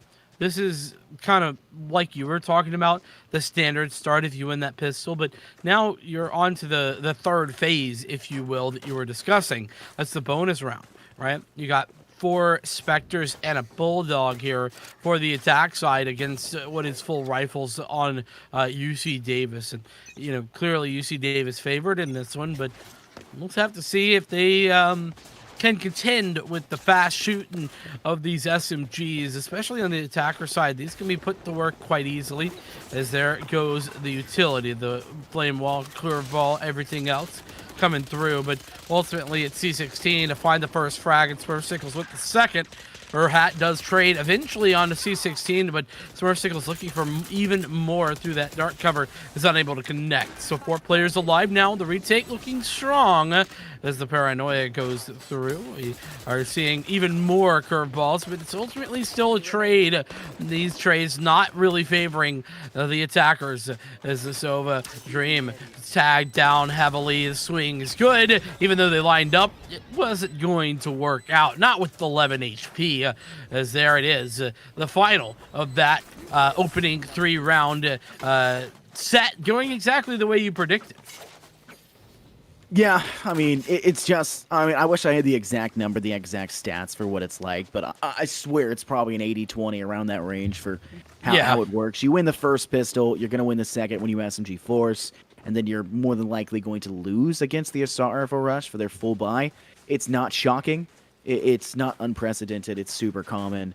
So it's nothing too jarring, but it does still give Boise, who wins their first pistol round, it still gives them that round lead. They're not able to full buy because Smurf was a little bit low on eco, and a lot of players, I guess you should say, for UC Davis died. Not all of them have full armor. And you also have an issue of the fact that one of them's using a judge, so they don't actually have a main handle, I guess, for an Arsenal. No rifle in their pocket, but an early kill does come through like it. I'm not exactly sure what that happened. I must have missed that one as I blinked and might have fallen asleep in the process. Who knows at this point in time, in all honesty. But Bandit's taking a high ground position. He gets spotted out as the spy cam dart does come through, getting to a safety nest as they're trying to remove it off, but Smurfsickles does actually find success with the judge, taking one into Legit Soldier. Esperanto takes Bandit and NPC. The friendly one at that finds Dream in your hat, and they'll clean up in very quick succession to tie it at the 8-8 margin. Yeah, and a very nice round. And you talked about the opening. It was C16's showstopper that opened things up. It really looked solid. And I was a bit critical, I think, of C16's showstoppers there in the opening half of this game. But that one connects, and it looks very, very pretty. The other thing is that C16 got so much information off the back of that push. There was only one player committed over towards A, everybody else at B. And when you use the showstopper over at A and you find that there's nobody there, it's a bit telling, to say the least. Yeah, I mean, it really does come down to, I guess, a lot of problems. It really can become a problem quickly as well. You will see Hunter's Fury come out, but Bandit's able to clean up now onto 3 kills, a 3K, and Boise State have basically planted themselves pretty firmly here in this round. They're looking to make this a 9-8. I don't think they're going to have any problem to do so in this 5v2. C16 and Smurfsickles, they've got Vandal, they've got Phantom, they've got full armor. Honestly, if you saved this, I wouldn't be shocked just to keep it up. But their economy is going to be even no matter what, so just go for it. It's not a big deal. Yeah, I wouldn't be hurt to see the save or the push. And looks like Bandit actually has solidified a quad kill, maybe looking for the ace, in fact, and I think that, yeah, they're gonna let him go for it. Spray, not good enough to connect. Oh, your hat, how dare you, man. Come on, don't steal the ace away from Bandit like that. That's just toxic stuff. But either way, I mean, off the back of 3 ultimates, Boise State, they put themselves into the winning positions once again, even after that 2-round deficit where we saw UC Davis take things in pretty dominant fashion. It looks hot right now. I mean, Boise State, they have been able to keep it even, and that's honestly a good contention considering how lopsided Ascent really came out to be. It kind of becomes a struggle bug, a struggle fest in my mind about the internal turmoil that is this matchup.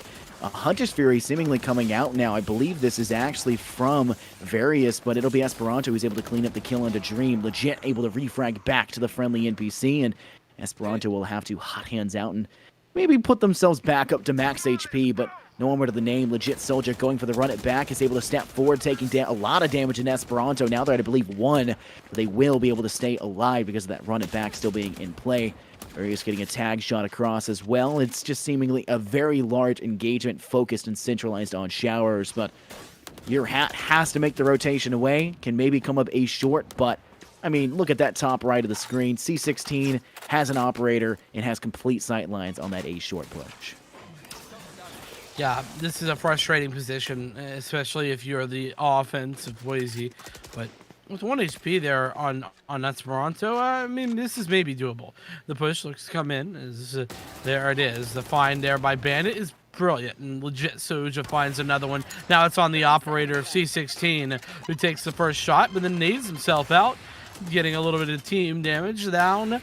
But that is ultimately the plant of the spike. It's 2v2 for the retake, the operator in hand. And the heal comes through from that hot hand. So very passive play at the moment here by the attackers. I'm interested to see how they utilize this, and especially because it's going to be hard to get aggressive as Legit Soldier swings, gets aggressive themselves, and makes the frag work. C16 falls, and oh, what a find by Smurfsickles. Straight through the wall, and the neural theft comes out in order to find the information. Now with the information gained, the spike's been tapped though, and the paranoia is good. You're going to have to do something a bit better as the tap comes through. It's far too gone. Unfortunately for Smurfsickles, it's all over as your hat plays it perfectly, waits it out, and makes it look very easy. Yeah, making it look easy indeed, and that is a massive round for Boise because they were at what, a 5v3 at a point in time, and it just making that comeback. And not only does that give them a big confidence booster to say, hey, we can do this, but it also makes UC Davis have to do a save, which is basically another guarantor of a round. This could very quickly become the 11-8 unless we see a miraculous play come through from UC Davis, and maybe the high noon somewhere in the world would be wherever UC Davis is. And it just might be the case. I know it's definitely not high noon here. It's 2:31 a.m. where I am, but at the very least, I know that I can't connect shots, so it never would matter what time it is. But it looks to be an A-short push. You do have two rotating and kind of holding B long, having a chance, maybe trying to contend towards Octagon, but they've left Spike inside near tunnel right outside of Spice, and your hat will connect the first kill of the round into C16. Nice find, and the friendly NPC falls as well. But Esperanto with a nice couple of frags there, Sheriff in hand. He continues to connect shots, and Lycan now onto the B site where the rest of the attackers are at Boise State as they swing around. Are they going to be prepared for this player in the corner? They've given it up before. Various though missing some shots as he kind of gets a little bit flustered. Does eventually find your hat, but ultimately it's a 1-for-1. So 2 players alive now, recovering with the rifles. It's actually huge frags. Legit Soldier is elected to rotate around. Smurfsicles finds the kill on B, leaving this into a 2-on-1 favoring UC Davis. Yeah, it looks like they're going to opt to go and take the teleporter coming towards Shower's side. A difficult post-plant scenario. They're going to both be coming up from Showers, maybe catching Legit Soldier off guard near U-Haul. It doesn't bode well. They're sitting pocket, Cubby, trying to just maybe catch one easy pick. Legit is capable of doing so. We know for a fact, but the wall will come through. Esperanto has pinged nose position, can go ahead and tap. And Legit is looking for maybe an opportunity to spray and pray, but they're actually still having a good position for it, setting up the crossfire, and Esperanto will clean up for the 3K. And that round, which I had stated was not going to bode well for them, and the last 2 have gone for the losing side and made that complete return. So this has been a pretty interesting last few rounds, I guess. Yeah, I definitely think that we are in a position now where it's kind of anybody's game. I mean, it's 9-10. There's so very little here between these two on this map. And, what a good turnaround from Boise State. I have to give credit where it's due, man. They got slapped around over on Ascent, and I'll be honest, I kind of expected that. I've really been impressed with UC Davis's Ascent throughout the entirety of the regular season, but now on Bind, this has just been a very different looking Boise State, and they've been consistently able to connect shots, make plays, and create opportunities where those didn't exist before. So still 5-on-5 here as we pass the a minute 20-second marker.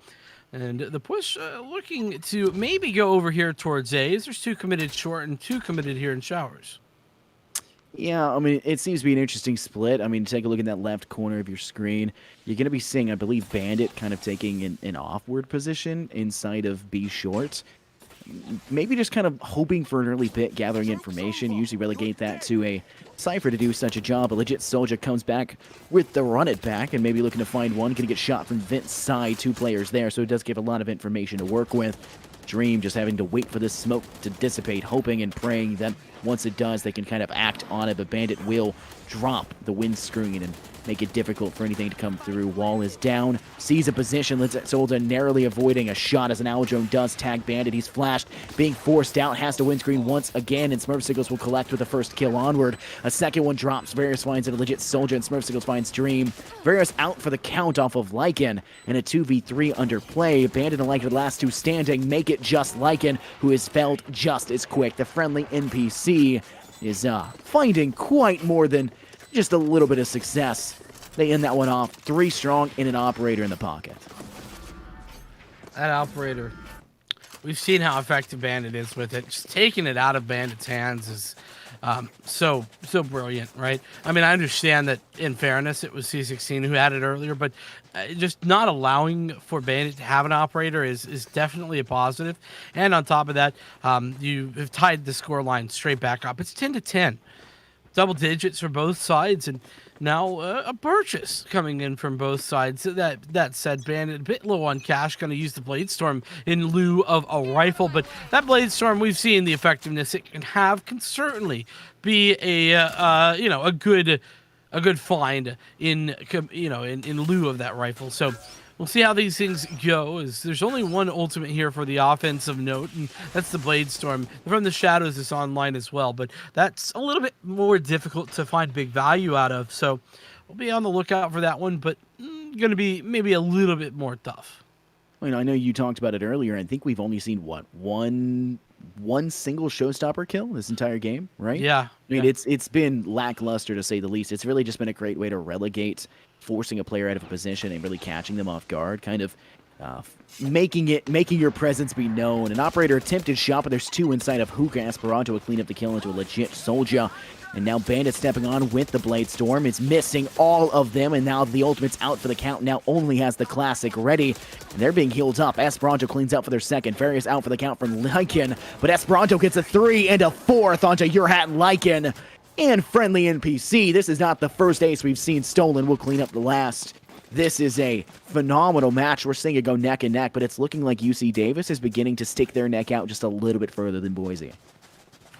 Yeah, it kind of seems like it, and here's the amazing part about this. I said it in our between game 1 and game 2.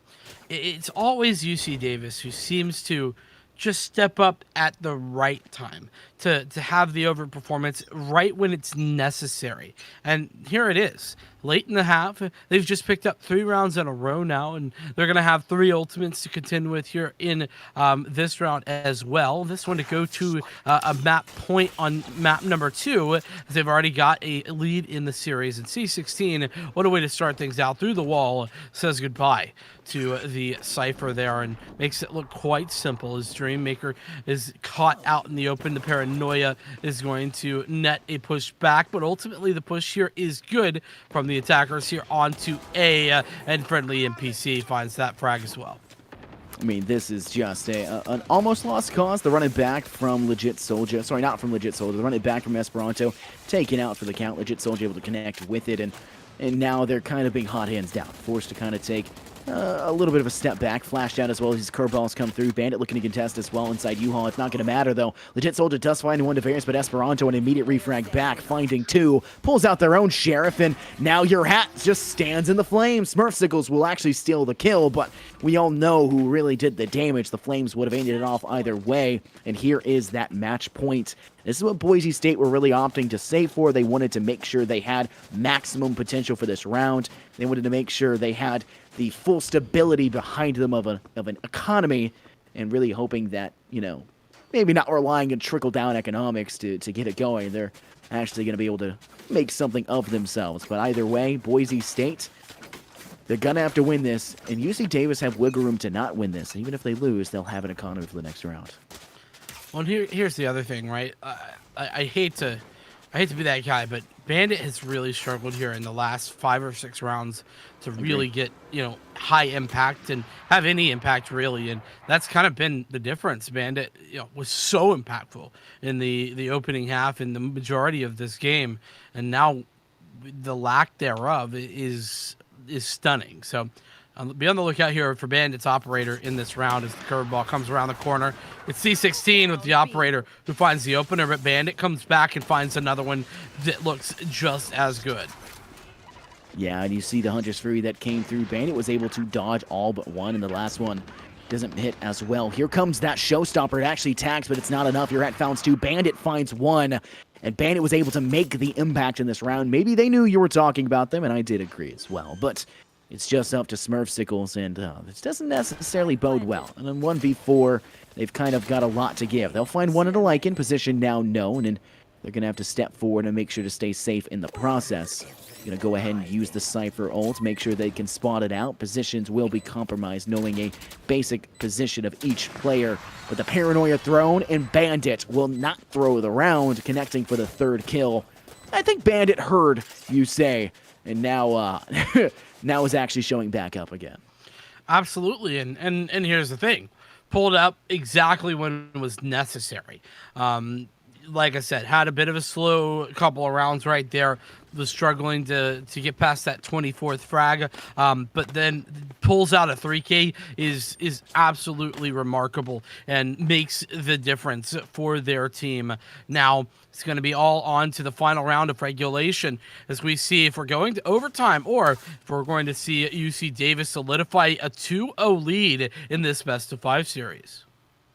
I think there's a pretty good chance we could see the overtime, and it is a full sin from both sides. Obviously, it is going to be that last relegating round to make sure, but UC Davis, a lot of weight on their shoulders, but not nearly as much as Boise, where Boise it is a make it or break it kind of moment, and it really will all come down to this. Various stepping out of B window, maybe trying to put some contention towards Garden, towards the octagon that it is, but instead it's once again holding this hookah side, making sure no one can step through the arches. But the rotation seemingly coming through as Boise State kind of want to put their hat into the ring, or so to say, into the ace night instead. They're playing their time, playing it safe, and this 4 stack on B site may just be a waste from the UC Davis side. Possibly, but we'll have to see. There it is. That's the run it back utilized here by Legit Soja.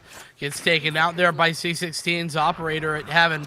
And now the push comes back in. That nicely done by C16 to kind of zone out these players. It finds yet another frag. Finally does fall, but it's a 2-for-1 deal, and that's certainly a good one as we get the push coming straight back through. As that running back didn't find any value, but maybe, just maybe, we'll see something more. Lycan's operator does do just that. We've not seen Lycan's operator for much this game, but it's still even across the board. The neural theft could potentially come out here for the offense, but the push comes through the U-Haul position, and the swing is good for Dream, who finds a double kill, and we're headed to overtime here. Yeah, that dreaded infinite overtime that it is Valorant. This is going to be a long one, to say the least. It's been so neck and neck, it's nearly impossible to say who really will find that first 2 W's on the attack and defense back-to-back. It really will be a difficulty, and I'm looking forward to seeing how this one will pan out. Of course, if UC Davis take it, that'll be that 2-map lead. They'll only need the 1. And if Boise State take it, then they are managing to tie it back up. We'll have to see what our booth says in between map 2 and map 3, as they'll have some words to bring up, some words of wisdom to talk about what they've been seeing throughout. But I know we've been seeing a lot from both sides, and I think Bandit's been showing us a lot as well. I mean, they were consistent throughout the first half, and they kind of slowed down a little in the second, but still 27 kills, that's a stat line. It's a good stat line. I don't want to take anything away from Bandit either. You know, talking about a slow second half, yeah, but still put the team in this position and continues to do just that. There's an operator frag, the follow-up, not to connect, but maybe the third, and there it is. As the push comes back through, 616 with a 1, but it's just a 1-for-1, and your hat does fall as well to Smurf Sickles, meaning that it's evened right back up. 2 players left alive here for the defense of Boise State as we see UC Davis get the plant down. Yeah, a difficult position to be in. Legit will go hot hands out, not making it over the top. They'll try to spray through boxes. Legit Soldier will actually be able to get the kill through. Smurf just not able to escape, and it's now left in a 1v2. Various is having to play this one out. Cage is going down. They'll lose the fight, and Lycan will collect. And it will be a very nice one to go through. Legit Soldier will get the defuse off, and we'll see Boise State take a 1-round lead going into the overtime.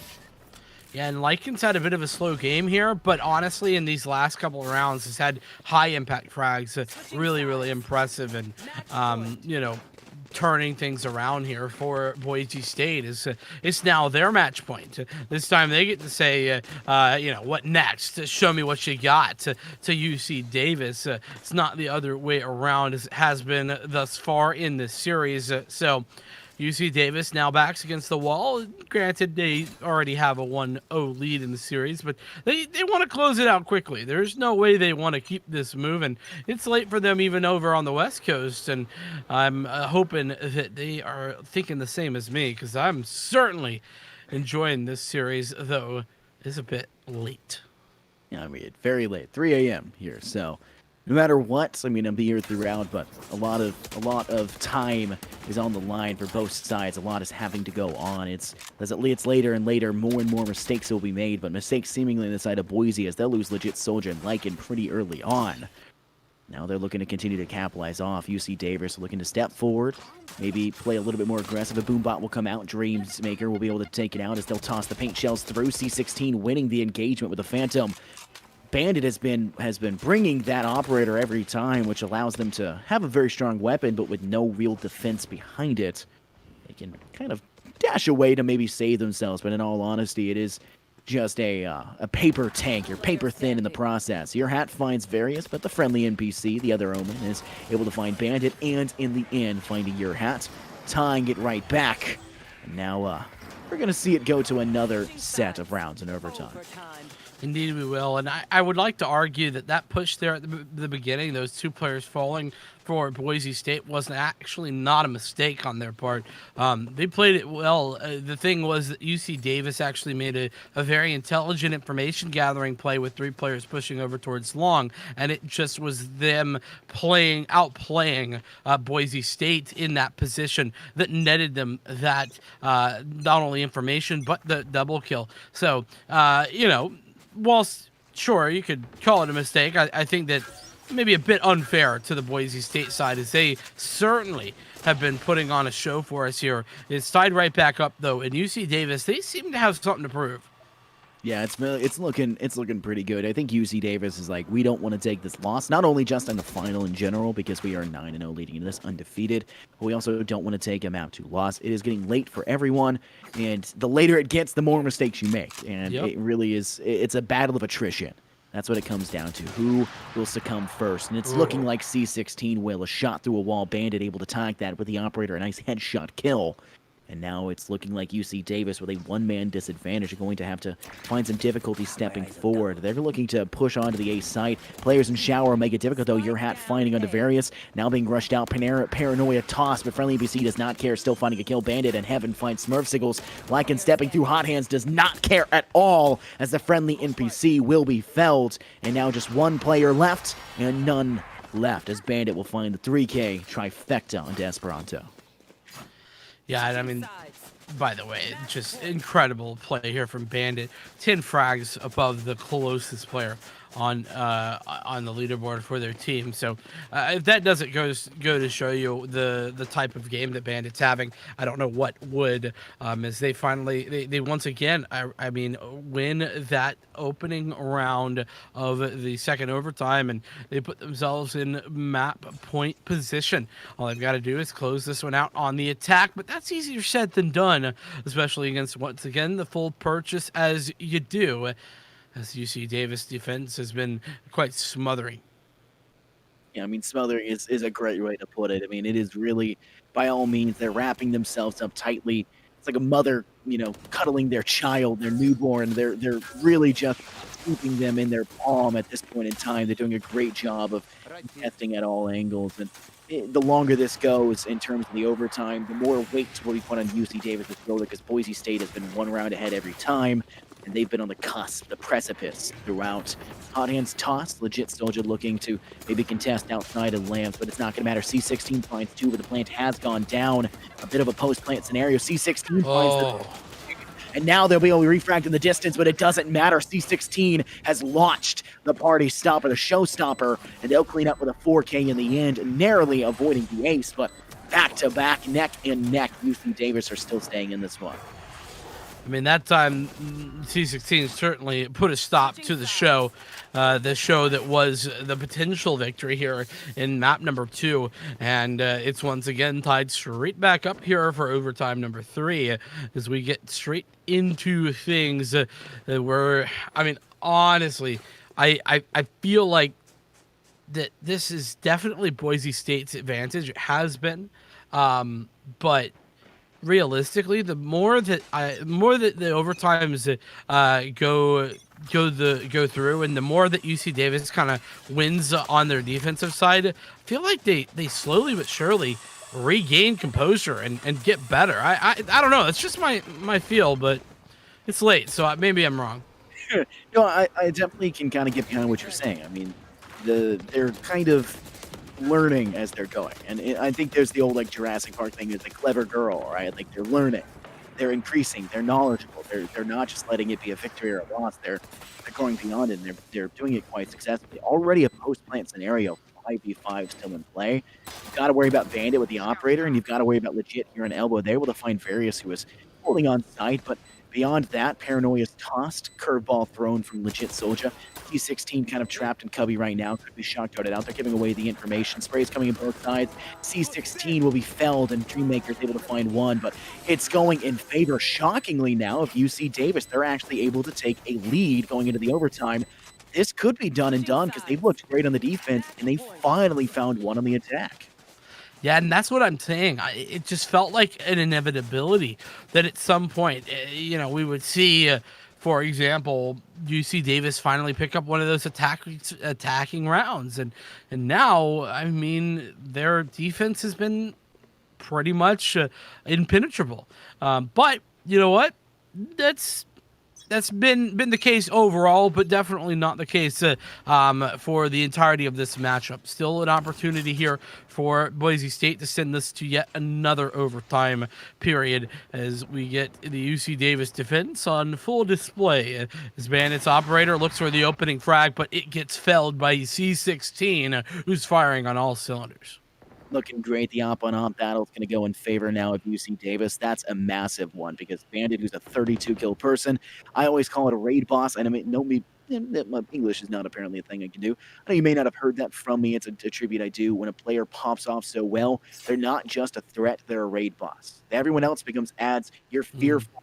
You've got to worry about everything. And just staring at them through a crosshair, staring at them from your reticle, causes your hand to shake. It is a desperation kind of play. You need them killed, and that's exactly what Bandit is. That's a big one to take. C16, that might be one of the most impactful kills that C16 has found, besides maybe that 4K we saw that guaranteed them that defensive holds. Picking Bandit off first, massive. And this push that's seemingly coming through, they're looking to maybe push in through this Octagon side, really a B-centralized focus. We got two players inside Hookah. They have a player in Elbow holding strong. You still got two players on the A side that can rotate as well. Information coming through. Dream finds friendly NPC, but Lycan finds Various and 2 kills for Esperanto inside of Hookah. This might be a guarantor as it's just a 3v2. Lycan has to contest. They've got the spike down. They have the ability to cut this off. Lycan finds 2 in top, and now it's quickly become a 1v2, but there's not much time to plant. It doesn't look like Esperanto is going to have the ability to contest this off and actually stop the plant to come through, but they do have the ability to play this off. They can get one, and then they can go for the run it back if they absolutely have to. Yeah, that's the big thing, right? Is you gotta create a 1v1 here. And there's that first, but Lycan's too strong. And well, it's the script being flipped as we see Boise State taking an attacker side round and UC Davis, UC Davis taking an attacker side round and Boise State picking up one there on the defense. But I mean, realistically, here we are again, back to the same reality that we've been living. It's Groundhog's Day all over again, and we're looking at a, what is it, 4th overtime? Is that how you do the math? I think so. Overtime at this point in time. I mean, this is a long and convoluted fight that they're playing here. It's not just a fighting on all cylinders moment. It is really a mind game by all accounts. They're just doing everything they can. It looks to be another B-sided push. Hopefully this one will work if you're a UC Davis fan just as well. They're really trying to continue success, but they've got to be able to clear Legit Soldier out of Elbow. They got to be able to clear those 3 players now inside B halls, and it's going to be difficult for them to step forward. Esperanto will begin to plant the objective. A shock dart will actually connect to some of the players in B hall. Dream taking damage in the process. C16 stepping into B Cubby, and I think your hat is actually aware of this and looking for a possibility of a spray. Paranoia ready to be popped, tossed out towards Hookah. They'll spray in succession, but as of the current moment, in this current state of events, you've still got Legit sitting in Elbow. You've got Dream aware of positions, but nobody's getting too aggressive. Nobody's playing Legit. Doesn't see them step through the wall because of being flashed. So Dream will find 2. C16 refrag Spike, and Esperanto and Smurf find their own. Run it back is not able to find success. Your hat is the last man standing in a 1v2. Now the last man standing in a 1v1. They just need to play time. Various can just sit behind Elbow. They'll tap it first. Time. To be possible. No time. And it will be A very nice hold, though a narrow victory at best from UC Davis. Narrow victories are victories, though, Impernosis, and that's all that matters here in the overtime period. Your economy's irrelevant. You get $5,000 every single time you start a new round, and that's the thing. You're not worried. You could die, all of you, and your deaths on the scoreboard are not irrelevant, but they're certainly not relevant to your overall scoreline, your overall economy, and how it affects your next round. So UC Davis, they're going to be feeling perfectly fine off the back of that one. And so once again, an opportunity for them to close this one out in the potential for this next overtime. But the friendly NPC with a double kill. Your hat does trade, but it's Esperanto that comes back for even more, giving a 2-player advantage over here to UC Davis. This is the time, potentially, maybe the opportunity for UC Davis to close this out. Yeah, I mean, Dream and Legit kind of stuck right now. B long, looking towards Garden, towards the Octagon, as I love to call it. It is a fighting ring by all means. It's just so aggressive nature to push through here. It's difficult, and it really does feel like you're fighting a full stage brawl. But so many players holding hookah, you've got to deal about the fact that the spike is down. This seems to be a dire straits, an absolute just perfection has to be had here from Boise State if they want a chance. And it doesn't look like they'll be giving it just yet. Esperanto takes Legit. Dream's able to find one to Esperanto, maybe just a consolation kill, 25 HP, and a Dream Maker try and fight this one off. And it's not necessarily impossible, but it does seem to be a logically improbable move, and it's going to be just that. Smurfsicles will ice the rest of this map.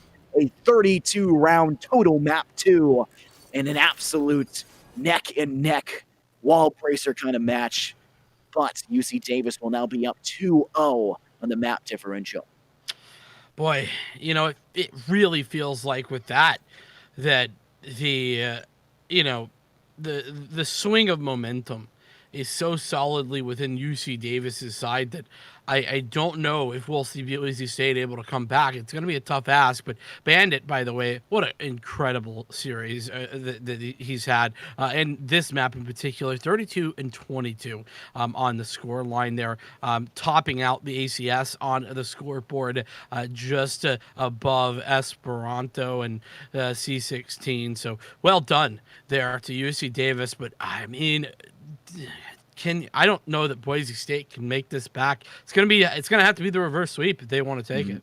Yeah, and it's gonna be a difficult one for them. But we'll have to see how that fares out. We're gonna take a not really a break. With the casters, we'll be able to take a break for a few moments, but we are going to jump you over to our booth where we have a conversation with Jim and Jacob to see how they feel about it, some things going on, and we'll be right back to you right after they figure out and bring their thoughts together.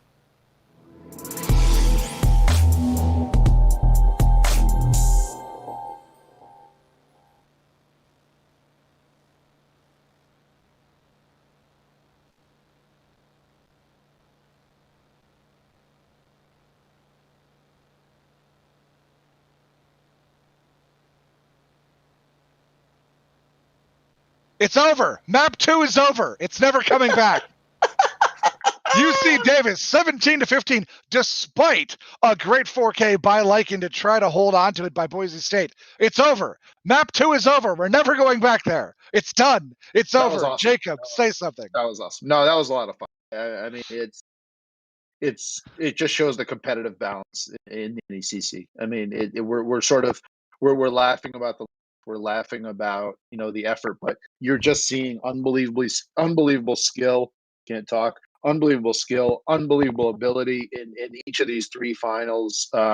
It just says that things are working, and this is another classic. I mean, it really is. And I know that UC Davis has now won the first 2 maps, but I mean, Boise's 1 or 2 plays away from probably being up 2-0 on their own right, and that's how close this is. Crazy good play coming out of Boise State. Bandit doing everything they can, holding on to it with both hands, unable to get it done there on map number 2. It's 4 a.m. on the East Coast where Jacob is. It's 3 a.m. in the Central Time Zone where I am. It's 1 a.m. where freaking UC Davis is on the West Coast, and we still have 78 viewers in chat. God bless Why do these people folks. say that nobody cares about video games? Why do people say that? Esports is here. We're not going anywhere. 80. I'm wrong. 80 viewers in chat now. Oh my God, the numbers are going up at 1 a.m. on the And West I want to Coast. say this. I want to say this. Kudos to the fans of UC Davis and Boise. We have had some of the most positive chat throughout. And you think when things get late, things get sideways, people get off the rails, things go a little crooked. That has not been the case. So kudos to both these programs, their supporters, their fans. First class. It's been awesome to see. Top to bottom, there's been a couple things here and there, but by and large, we do the best we can to monitor this chat. We do the best we can to make sure it's on the up and up. It's positive. It's rooting for your team, not against somebody, putting somebody down, saying something stupid, saying something you shouldn't be saying. And these two programs have showed themselves with utmost class tonight. And just hats off to them. All night on Twitch chat, we don't actually take down many posts. Single digits tonight. And we've been on for 11 hours now. Yeah. Single digits is the number of posts we've taken down. And talking about people who've been on the air, let's give it up. Vincent has been waiting around since this match was supposed to start. So Vincent's been hanging around. Infernosis did the last map. Our producer, myself, Jacob, we've been on since 4 o'clock Central Time, 5 o'clock Eastern Time. So like I said, going on 11 hours here for the three of us. And we love it. We love being here. And that's the thing. Sorry, Jim, I didn't mean to interrupt you there. That's the thing, is that this is a labor of love. And I think that's true for the players. I think it's true for the casters. It's true for our staff. It's true for everyone. Obviously, we didn't want to go off, and we're talking about during the breaks, we're talking about ways we can make this better going forward, and we will, and we know that. But just the support, all the fans and everybody that's supporting these players. It's been awesome to see people that play other games. They're playing other games at Boise. We saw, a member of their Overwatch team. We're going to see them tomorrow night. Being positive, rooting for their side on Twitch. It's just been awesome to see. And it's late, but you know what? It is what it is. And at some point, it sort of crosses the point where it's like, all right, this is what it is, and I'm just going to enjoy it. It's like crying over spilled milk. It's happened, so let's just enjoy it. Let's make the best of it. Let's have a good time. But more importantly, Map 2 is over, and it's not coming back. Mr. Producer, how much longer do you want us here? Okay, we're going to send it to map number 3. Jacob, who do you want? I'll take Boise. Okay, then I'll be the jerk who says UC Davis in 3 so we can all go home. Here we go. Map 3, Go UC Broncos. Davis versus Boise State, coming right up.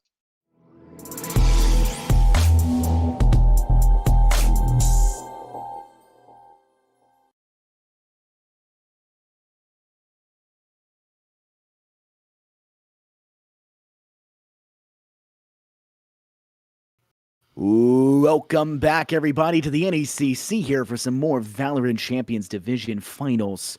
It's been a big one, to say the least. Boise State v. UC Davis won. And that's to say the least. UC Davis has won the last 2. And if they win the next one, then that'll be all she wrote. But it really did not make it easy. 32 rounds, having to lead so much overtime to go through. Was it 6 overtime sessions? 5 overtime sessions? Something like five, that. I think. Yeah. 5, I think. I didn't do math. I just assume you can. That's a bad assumption. That's a bad maybe, assumption. especially at this late at night. But best of it's been times bad. math is a struggle on stream, but yeah, this late at night definitely is. Regardless of the math, though, it was a lot of overtimes, and I do know this math. It's 2-0 for UC Davis at the moment. They only have to close this final map out potentially to close the series, but that's just it. If they lose here, I mean, we're going to at least a 4th. That would be Icebox, and the 5th would be Split. That's what's going to be needing to happen, though, if Boise State want to complete this reverse sweep. It's looking as if our age selections are going as expected here, as we are seeing kind of the same exact composition that we've been seeing throughout. The double duelist has been kind of the tried and true for both of these squads. Listen, I don't know why you would swap it up at this point. I think fair enough, right? This map Haven is kind of where this composition was born, really. Especially that the jet opping can be very effective here. So as we see it locked in, it's that same double duelist comp, and it's a full mirror this time around. C16 no longer going to be on the Rays, has gone back over to the jet. I think it was a mirror match in map 1 as well. Because I distinctly remember seeing somebody saying, looking forward to facing ourselves or something like that. They made a comment about it. Like, it was pretty interesting to say. Let's see if I could scroll up and find it. I might be able to, actually. But no, it's way too far up. Dang, I wish I could. But it's interesting to see, a mirror match isn't exactly shocking. It's nothing too strange to see, especially in a game like Valorant for a very standardized meta, so to say. I think the new map, from what I've seen, and this is a very dumb thing because I've only seen about 10 minutes of it, I think we're going to see for the next 3 months just a wide variety of everything, a mosh posh, so to say. I wouldn't be surprised to see Yoru just because people want to try everything at least once, right? So I'm really looking forward to seeing when that one eventually comes through and we can actually see it competitively, which might be next semester. Who knows at this point in time. But until then, we've got our standard 5 maps. And in a best-of-5 system, we're guaranteed to play all of them at least once if it does make it all the way through. But I think a lot of the viewers, and especially UC Davis fans, are really hoping it ends off here and that they can really ice this out and finish this one off strong. They certainly are hoping that. I mean, there's no doubt about that. But we'll have to see how it goes. I mean, UC Davis are getting started here on the attacker side. Struggled a bit on their attack side, I would say. Oh, that's not a struggle. That's a nice frag from C16 as they find that straight through the dark cover. Unfortunate they're on your hat, but there is rotations that have come through, and in fact, basically all of them have come through. Is now things looking to change up a little bit as the defense has to take a step back and think about the possibilities. In fact, the dark cover from the friendly NPC goes straight over to C in order to maybe try and sell a potential rotation, but that rotation isn't coming in. It's going straight out here on A as the push comes through. C16 that closes down the second frag of the round and looks for more, but Dreammaker's shock dart is able to connect on the friendly NPCs despite gets planted. It's 4v3. Yeah, post-plant scenario not exactly boding well right now for Boise State. They've got a lot to try and make up. A pocket player is going to be able to catch him off guard. Esperanto cleaning up Dream. C16 able to pick up the trifecta as Lycan frenzies out Smurfsicles, but it's just Bandit facing Esperanto and Various, and there's not very various things they can do against this. It's really just a matter of time, as time is not on their side. The mysterious 6th player in the field, usually for the defender side, now for the attacker. Father Time working against them and ticking constantly. They'll drop a Windstorm down, just cutting off the screen, and it's not going to matter. Bandit finds the 3K, but not enough time. Will just get the halfway mark, and nothing more. Valiant effort, I would say, from Bandit, but ultimately not to be. And I feel like that's kind of the story of this series here for Bandit at the moment. A valiant effort, but not to be. As sad as that is to say, but either way, we are looking at the anti-eco round coming through next up. UC Davis going to be purchasing in on this one, whilst we see a couple of frenzies. A frenzy and a ghost, along with 3 classics for Boise State. They really have 2 players over here towards C, and that's where the push is going to go. So we'll have to see how that one goes. A big tag on the Dream, who is going to get found out here in just a moment, and well, gets found by a shock dart. Like a nice frag with that frenzy, but not much more, as everyone else melts away for the most part. There's 2 left alive here on the defense. Yeah, it's not boding well for Brandon in your hat. I mean, next round should. I mean, it's that 2-1 start that you're basically guaranteed to see. I'd love to see whether or not UC Davis let it happen. I think if there's one team that'll, stop it from happening, it might be them. But Esperanto with a hot hands kill will find it off, doing a nice trap for your hat as they're just not able to escape. And only one person for UC Davis died. That was the friendly NPC, and they can kind of decide to save it, not really buy much. I mean, you can even it back out, spend about 2,000, and even your economy across the board, or you could just full save and then buy an operator for C16 in the next round. There's a lot you can work with. It seems to be that they'll go for the bull play and, mess with the bull, get the horns, and they're hoping that it'll be enough to stop Boise State's full assault rifle buy here in this round 3. That's the hope, the prayer, but we'll have to see how that goes. This is for, you know, Boise State's map pick here. So, maybe we could see something different. C16 recovering that ult orb has gotten a ultimate online. That's going to be that Blade Storm. A run it back available as well for Esperanto, and that gets popped immediately as the push goes through. Nobody home here, though, on the site as the hot hands comes through. That's going to net an almost frag, but the gets sent back for the trouble. So there's 5 players alive for both sides as the repush comes through from the defense. This is actually a really good position for UC Davis where they have the advantage because of the post plant. They've got C16 with the Blade Storm, maybe looking to find impact, and they're going to go for a push. They'll find one to the Lycan. He's able to step away, finding a second, but Dreammaker and Legit are able to refrag back Esperanto into your hats. A 3v2, Legit able to take a drop down, and they're going to be caught off guard, but they'll actually find the kill. The friendly NPC tagging 1, tags Dream, but can't finish it off. A 4 HP in a Dream, but Various will win it off. And now it is yet another 3-0 start, and they were actually able to avoid that 2-1 dreaded start that is just so expectant in this game of Valorant. Well, and you called it yourself, man. You said if there was anyone to do it, it would be this UC Davis side. I couldn't agree more, and they absolutely have been able to convert that now. And we're looking at a tough position for Boise State to be in. A couple of marshals, a couple of sheriffs. So you got law enforcement across the board is basically what I'm saying. But we'll see if they're going to be able to enforce any of these laws, at least as C16 sees it. It's going to be straight up domination. That being said, Legit Soja does find 1 frag. The follow up there from the friendly NPC is, murderous.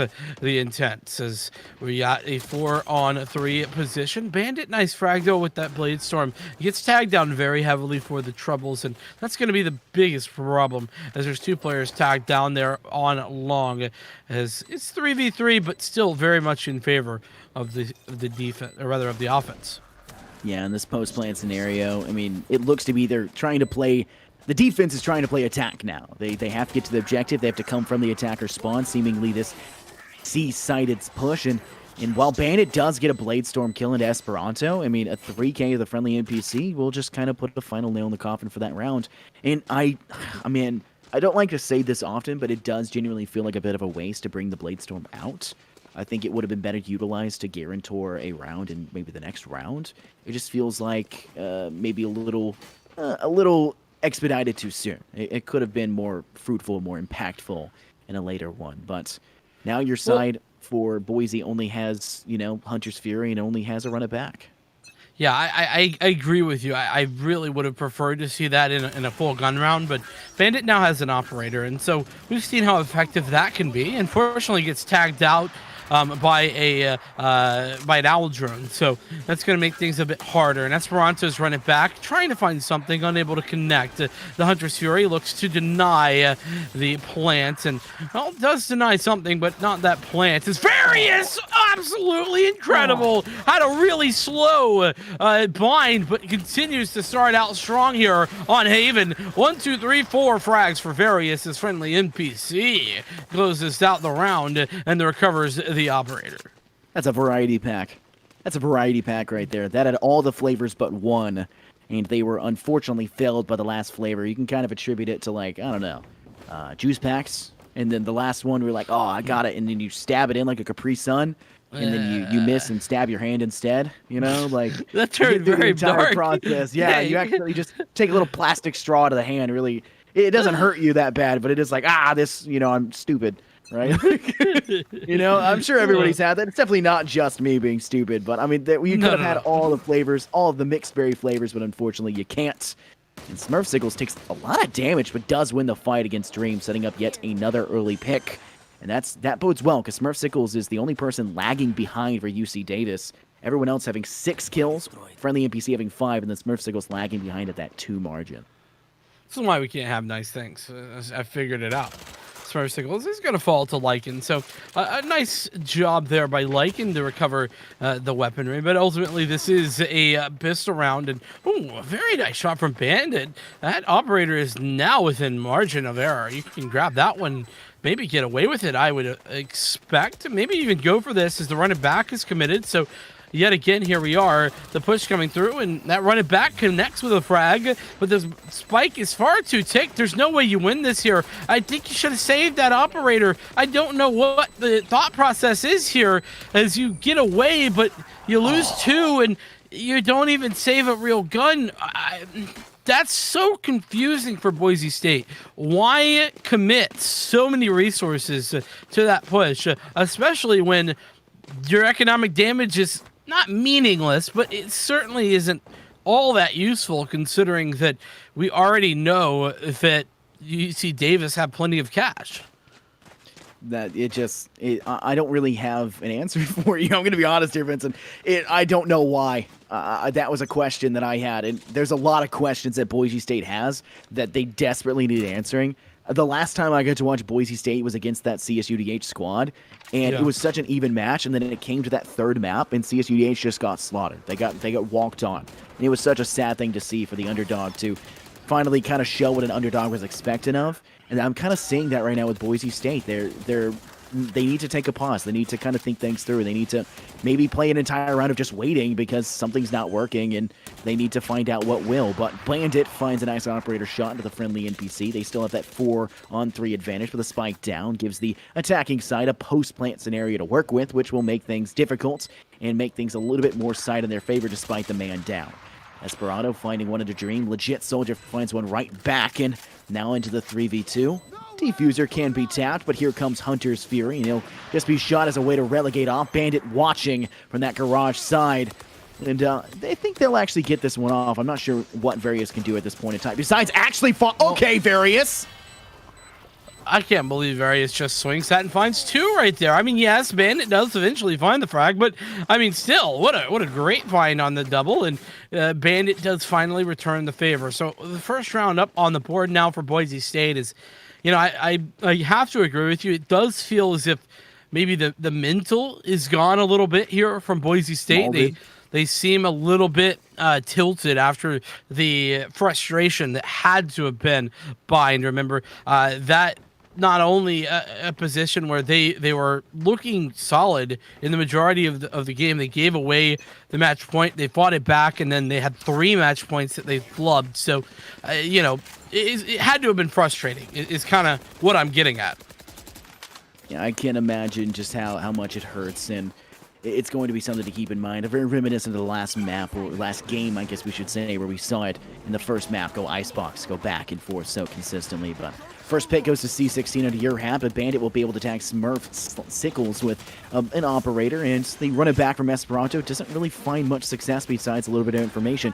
Pocket position will be planted. C16 will be able to now play down in hell with a little bit of support from Various, but from the friendly NPC. Various finds Lycan. Shock darts do come through, and Esperanto waiting with a curveball to be able to maybe blind one out. Smokescreen tossed out from the friendly NPC. Legit Solda drops down into position. He'll be fragged by the friendly NPC. They weren't able to clean up both, and now it's a 1v2. Various, in a bit of a post-plant scenario, can just play time, can shock dart this one out if they know the position. They don't have it in time, and it will be Bandit who saves the day. Various could not find a target and shot in between the both of them when both of them could have been a one-shot kill. Frustrating position to be in if you're Various, as you know, you had the potential, didn't have the lineup, yeah, it's just a rough spot to be in. So a great job though from Boise State. They've solidified their position. They've gotten that second round now on the board.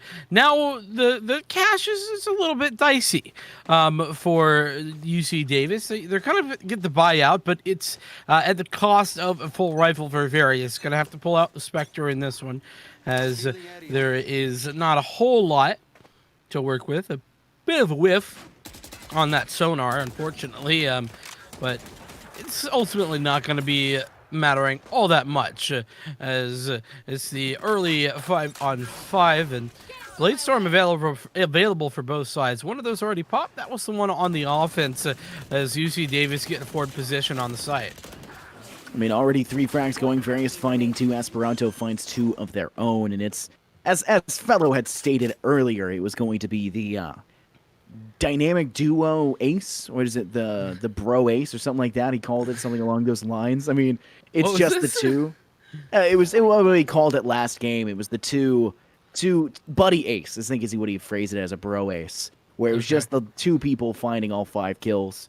You know, they're just, Gotcha. good friends, good buddies, and that's exactly what we're seeing here. But it won't be the ace. Your hat is just stepping away, full saving, and it's not a bad decision whatsoever. But that's more than likely going to be one weapon, one full stage weapon.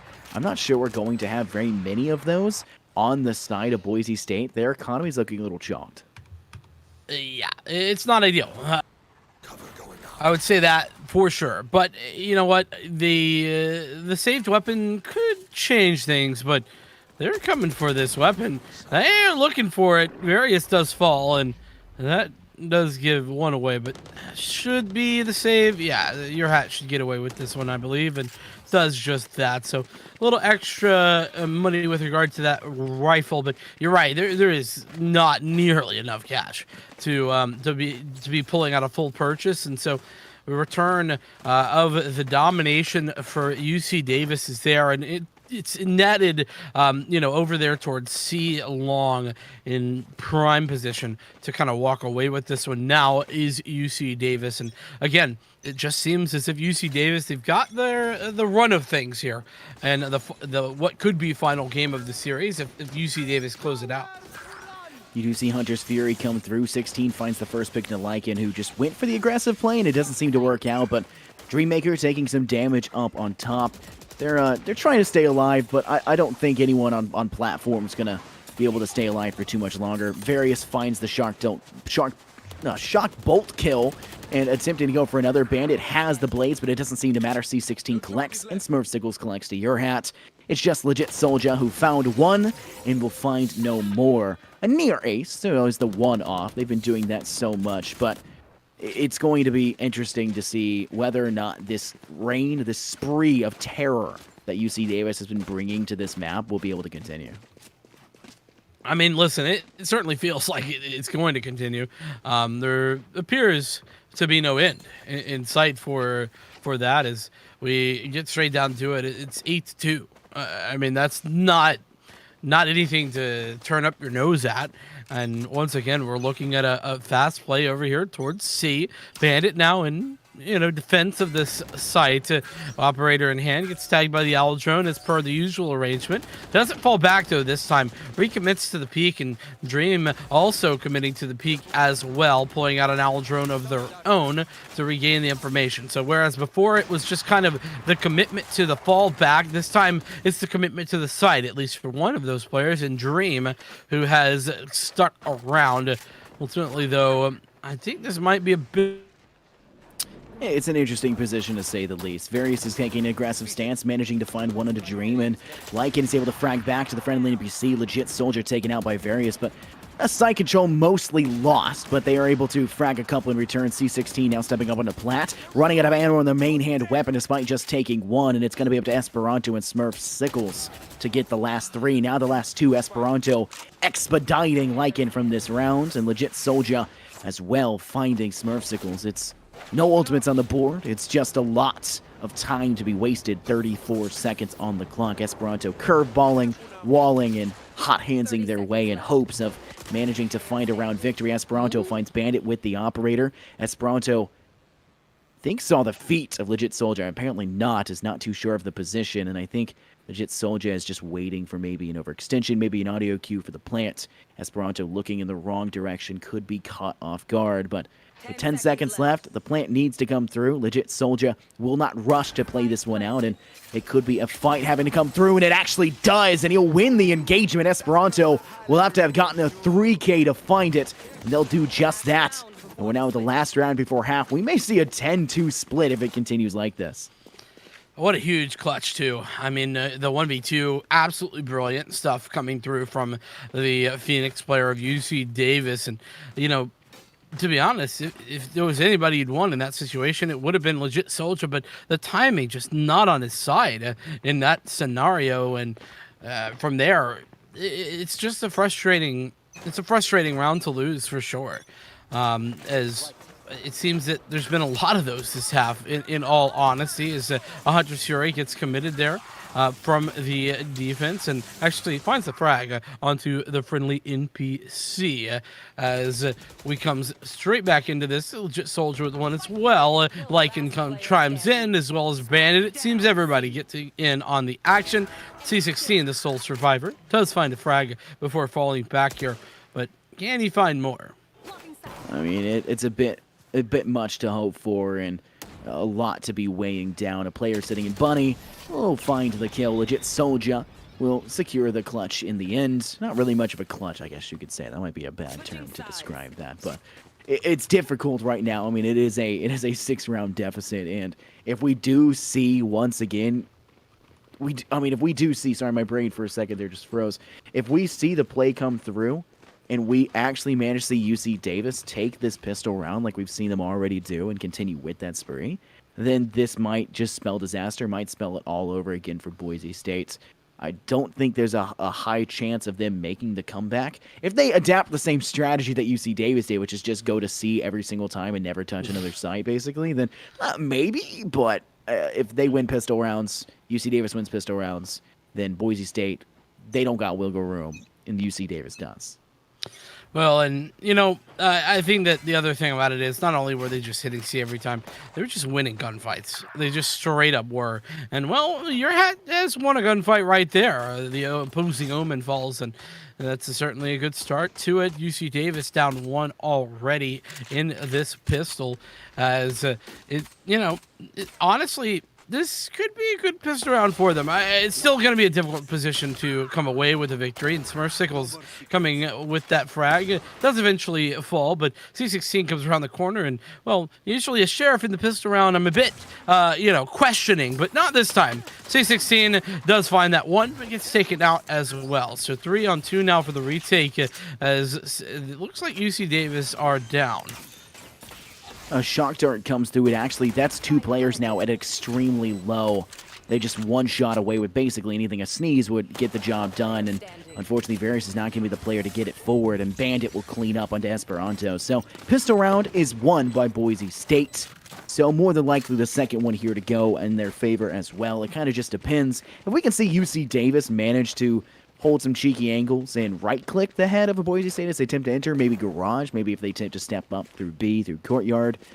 Maybe they hold, short A.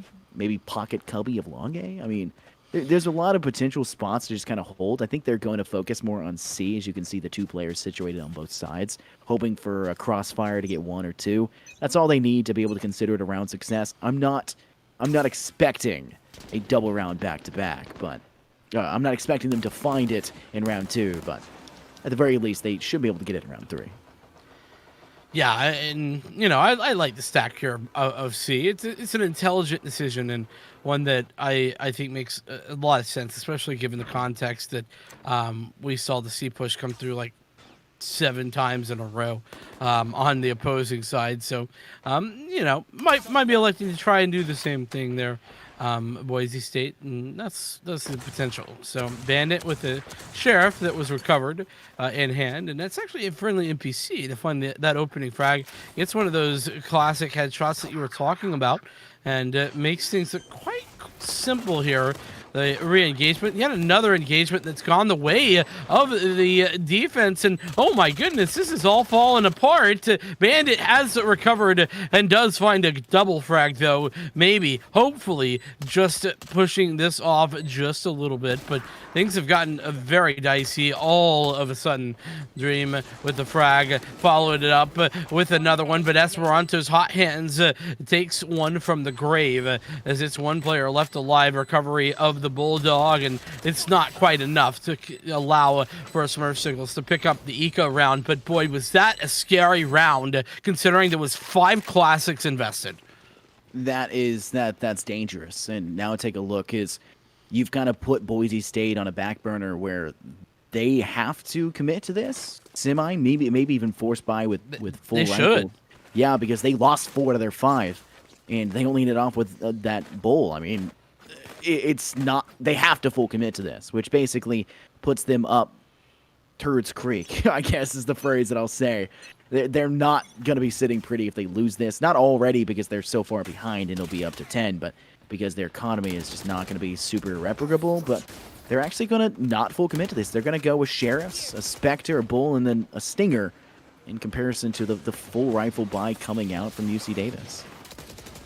Yeah, I'm not a big fan of that, and Various certainly is, as the friendly NPC gets involved as well, as it's huge frags going their way once again. Oh, what a brilliant shot right there. Followed it up through the edge of the wall, and it's Lycan, the sole survivor, that Bulldog in hand, and might find 1 frag, but it's probably short-lived.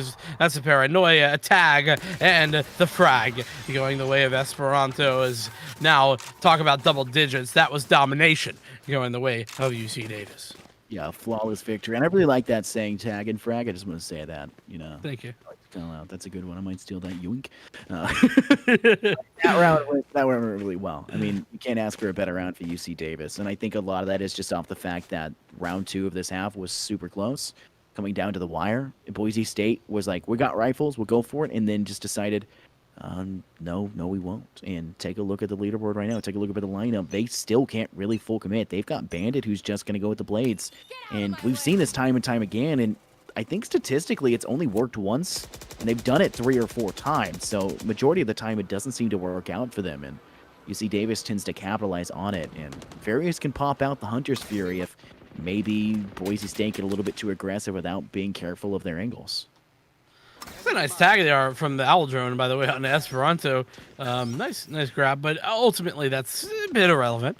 But still, 5-10 the scoreline, and this I would consider this a round that realistically Boise State need to win, as the shock dart goes out. Doesn't really do any significant damage. Second one, an attempt was made, but again, nothing very significant. The push definitely coming out here onto A, as they found both of those players. I say definitely, but actually the Hunter's Fury being committed. Oh, that's a brilliant push there from Bandit. Unfortunately for Bandit, C16 was waiting in the wind to get that player, and the rotations came away from A, and looks like might be going back that direction at the time, but with a lot less players alive, unfortunately.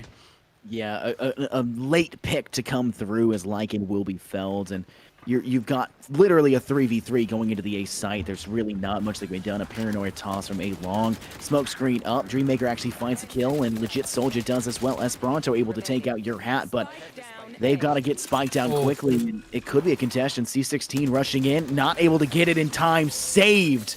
Soldier keeping that one alive, and C16 not able to find it. And like you said, that was a round Boise State needed to win by all accounts. They had to win that one.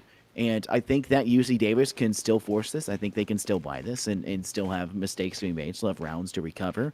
But Boise State kind of have to do the same. They have to force this. They're so far behind. Any mistake just gives UC Davis the chance to walk all over them, and it's a tightrope that they have to walk. And I think UC Davis just have the stronger rope. Yeah, I have to agree, and I love the analogy there. It's going to be a purchase for all but C16, who recovers an Ult Orb and pulls out a Blade Storm. So weaponry, no, but definitely some firepower.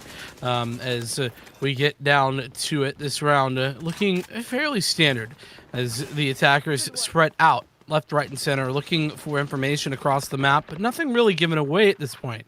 They've really not gained any of that information, and they're grouping up here towards mid, but ultimately we'll see how it goes. Bandit now has an idea, and this could be a really rough peak in C16. That was an incredible shot by Bandit, and the follow-up's just as good, as we go right back down into the doldrums, as we find, honestly, Boise State just continually able to open these sites up. Yeah, I mean, your hat's going to begin to plant this B site, which is like just such a tertiary choice for an objective, not a go-to. It'll be what they go to anyways, like in finding Smurfsicles. It's the last 2 of Esperanto and Various. Various able to find one, and Esperanto able to find the refrag off of Dream, who just took out their teammate at Various. But it doesn't bode well. Esperanto needs to find 3. They've got to deal with Bandit with the operator. At the very least, I say find Bandit and hopefully get the operator out of their hands. The information given away off the audio cue. They're wall off, getting themselves a little bit of a safety net. Now getting tagged as they step forward. Taches it just for a second and can't finish the kill onto Lycan. That 1v3 hopes and dreams dissipate with that kill. Still a 7-10 scoreline. UC Davis still do have the advantage, but this round has to be a guaranteed soft buy, maybe an eco reset to try and even it back up across the board, but it seems to just be Sheriffs and Marshals. I like that Esperanto held on to that running back, didn't commit it there in the 1v3. It definitely, I could see the potential, right, of why somebody would want to commit that, especially with the lead that UC Davis had at one point. That lead, not really big at this point, especially not with this eco, but, I like that they didn't commit it, is all I'm saying. And on top of that here, the push coming through in middle is a very intelligent one. In fact, getting into the dark cover and denying any information from that owl drone is an even better play, as now they have no idea that there's 3 players aggressive here in mid. All right, this is going to work out, though. Bandit coming around the corner with this operator could be the first to fall, and it's not Bandit, but Esperanto who takes the frag on the Dreamweaver as the running back now gets committed off the back of that with the Phantom in hand. But ultimately, it's not going to be anybody found as everybody's moved out over here towards C. Just narrowly just dissipates as they step the corner, but Lycan begins to plant the C site pretty favorably in their way, but Friendly NPC finds Lycan. Your Hat gets a double pick onto Friendly and Various, but Esperanto with the Phantom does get 1. Legit Soldier finds 2, and Bandit will clean up. Now with 10 and 8, and this wiggle room that UC Davis had is slowly becoming a noose around their neck, and I don't mean that in like a rude way, but the tie is cinching up, and eventually it will become too tight. Time isn't on their side. Boise State have managed to get themselves on a roll. They've managed to find what's working out for them, and UC Davis are just, I guess, falling into the trap. It's just kind of been wary against it all. They haven't found what's going to work. Boise State have responded, absolutely, and it's been a pretty poor attacker side here, or rather defensive side. My apologies for the UC Davis side of things, but it really hasn't been that. Honestly, it hasn't been that UC Davis have been like throwing rounds or anything. I think they've been playing this pretty intelligently, actually. But Boise State have just found a different gear to go straight into, and things like that. That pre-fire right there that we just saw, taking C16 down pretty heavily before they even get the chance to take a shot with that operator, are things that we're seeing Boise State do that they simply were unable to commit. In the prior half. So, at 8-10. Oh my goodness, are you kidding me? Bandit just finds that shot through the wall. No information, no nothing whatsoever. Just knows that C16's on top of those boxes. That is just, by all accounts, nasty. I think that's about the term you can give it. But Your Hat has From the Shadows is going to pop and actually rotate to C-side to maybe catch them off guard, stepping through this Cypher gate, trying to maybe not give away so much audio cue, but it doesn't seem to work out. Friendly NPC finds 1, now refragged back by Lycan. They're going to go ahead and commit the Cypher ultimate as well. And here comes the utility. They're going to go in with the Hunter's Fury, bait out the plant. Bandit finds Smurfsicles. Various finds Your Hat, but Bandit is still on a spree left standing, and they're going to be able to complete the trifecta, maybe even the quad if Esperanto is able to be left to them, but they're not going to be able to. Lycan connects instead. And we went from a 10-5 to a 10-9. Wow. Absolutely incredible stuff right there. As honestly, I mean, this second half for Boise State has been just untouchable, right? I mean, there was that one round that UC Davis got. It seems like a flash in the pan at this point, but out of the last 7 rounds, six of them have gone the way of Boise State, and it doesn't seem to be stopping anytime soon, as once again Bandit pointed up here. Ooh, that timing nearly was good to find that frag, but ultimately not going to connect, as it is yet another one of these pistol rounds the Sheriff's pulled out for the defense. And at this point, you know, I will say the Sheriff rounds have been solid, but the Sheriff rounds have got to stop mattering. You know, you got to start picking up real rounds. You know, these mental victories are irrelevant at the end of the day. Dreammaker taking a step forward, finding not just one but two in Esperanto and Smurfsicles. And well, you did have the friendly NPC who found your hats. That might just be the only thing you find. Dreammaker finds and completes the trifecta onto Various, but D16 left kind of in their lonesome towards, you know, attacker's spawn. Now over rotating back around, maybe coming through C long and having to drudge their way forward. You have so much possible utility and information that has to be gathered, but C16 is just, it's not a likely scenario. It's not a possible scenario. They'll dash through. They'll be able to find one, trying to tag another, and they're able to deal some damage and dish it out. Now you've got a player of legit soldier who's low, able to heal back up with hot hands, of course, and Bandit and the rest will just take a step away, not worry about it, but Dreammaker is actually coming for the flank, and C16 not aware despite it. And Dreammaker will complete the 4K just shy of that ace. No aces. Not in this game, apparently. We got, what, an ace game before, though, didn't we? Like, I think it was only 4Ks. really? I think so. Maybe I'm wrong. Maybe I'm wrong. Like I said, it's my memory is not good enough to be sure, but I've been told that we had an ace on Ascent. I did not recall, though. I don't think we did have. I didn't have any. Oh yeah, it was the ace as they sprayed down. Yeah, I remember that. Right. I do remember that. Yeah, there was a cat ace. That's absolutely correct. As we see some adjustments, that run it back being used by a legit soldier, but a miss on the curveball does make it very difficult to follow that up, as it's tied up 10-10. Operator in hand of C16 as we get some spray coming through the walls of the doorway and making that a very dangerous place to live in. And well, speaking of danger, Esperanto gets tagged so very heavily off the back of that. Fortunately, has the ability to heal up a little bit, but it's still 5 versus 5 here because we just passed the minute mark. Yeah, I mean, C16 is able to take Dream, which does set them up, but you know, in all honesty, they need to act on more than just that. Various does find Lycan, putting them in a 5v3 scenario. But even if Boise loses this round, their economy is insane. They've got 5,000 on average between their team. 2 of their players have 6,000 plus. I mean, Bandits at 5,900 might as well have 6,000 at that point. It's just UC Davis, they have to win this.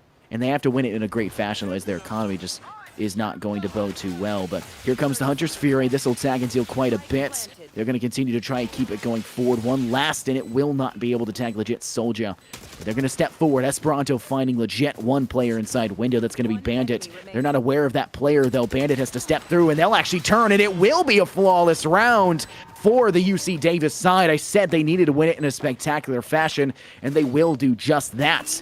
But I've also stated that it's become a major problem when it comes to staying even across the board. The more consistent team is typically the one that wins, but Smurfsicles and Your Hat aren't consistent. Everyone else on these squads are consistent, besides maybe Bandit, who's always an outlier, but the bottom frags of each side are really lagging behind, which is kind of why the score has been so lopsided in a lot of directions.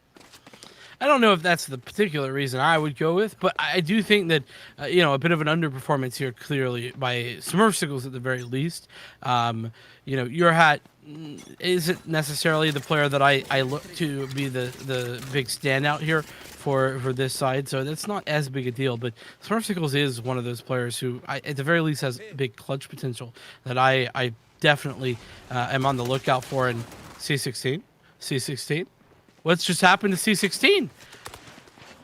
Everything, I guess. I mean, Your Hat will begin the plant. A run it back comes out from Esperanto. They'll be able to tag one, but it won't actually be able to guarantee the kill. Friendly NPC felled by Lycan. Smurfsicle is able to stop the bleeding just slightly onto Your Hat, but felled immediately by Dreammaker. Farius finds Dream on a refrag, but now it's just a 1v3, and there's no chance of Esperanto taking that. Tied back 11-11. This does not bode well. They'll be able to full buy here, but if UC Davis lose this, then they're not winning the next one. They will not have the money to be able to fight it out. Oh man, that is brutal for C16. What a horrible time to have a network issue or a DC or whatever it was. Clearly was not there. Players swinging and didn't check it. Oh man, I feel for them here. I don't know. I assume everything okay now, but either way, a bad time to have a network issue, like I said. So we get straight down to it.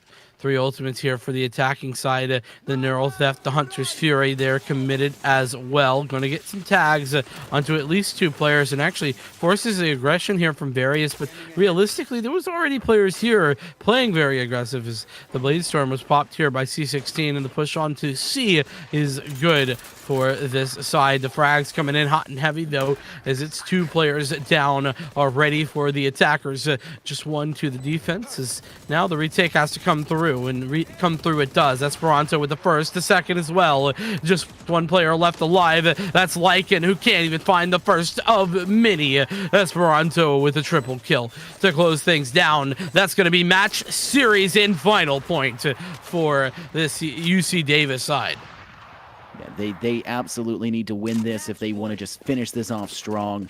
You're going to see an operator be bought. C16 is going to have that in pocket. That's going to bode well if we can see this UC Davis side capitalize. But take a look. Bandit's got an operator as well. That never bodes well for UC Davis. Bandit is such an outlier. Bandit is a monster among these players.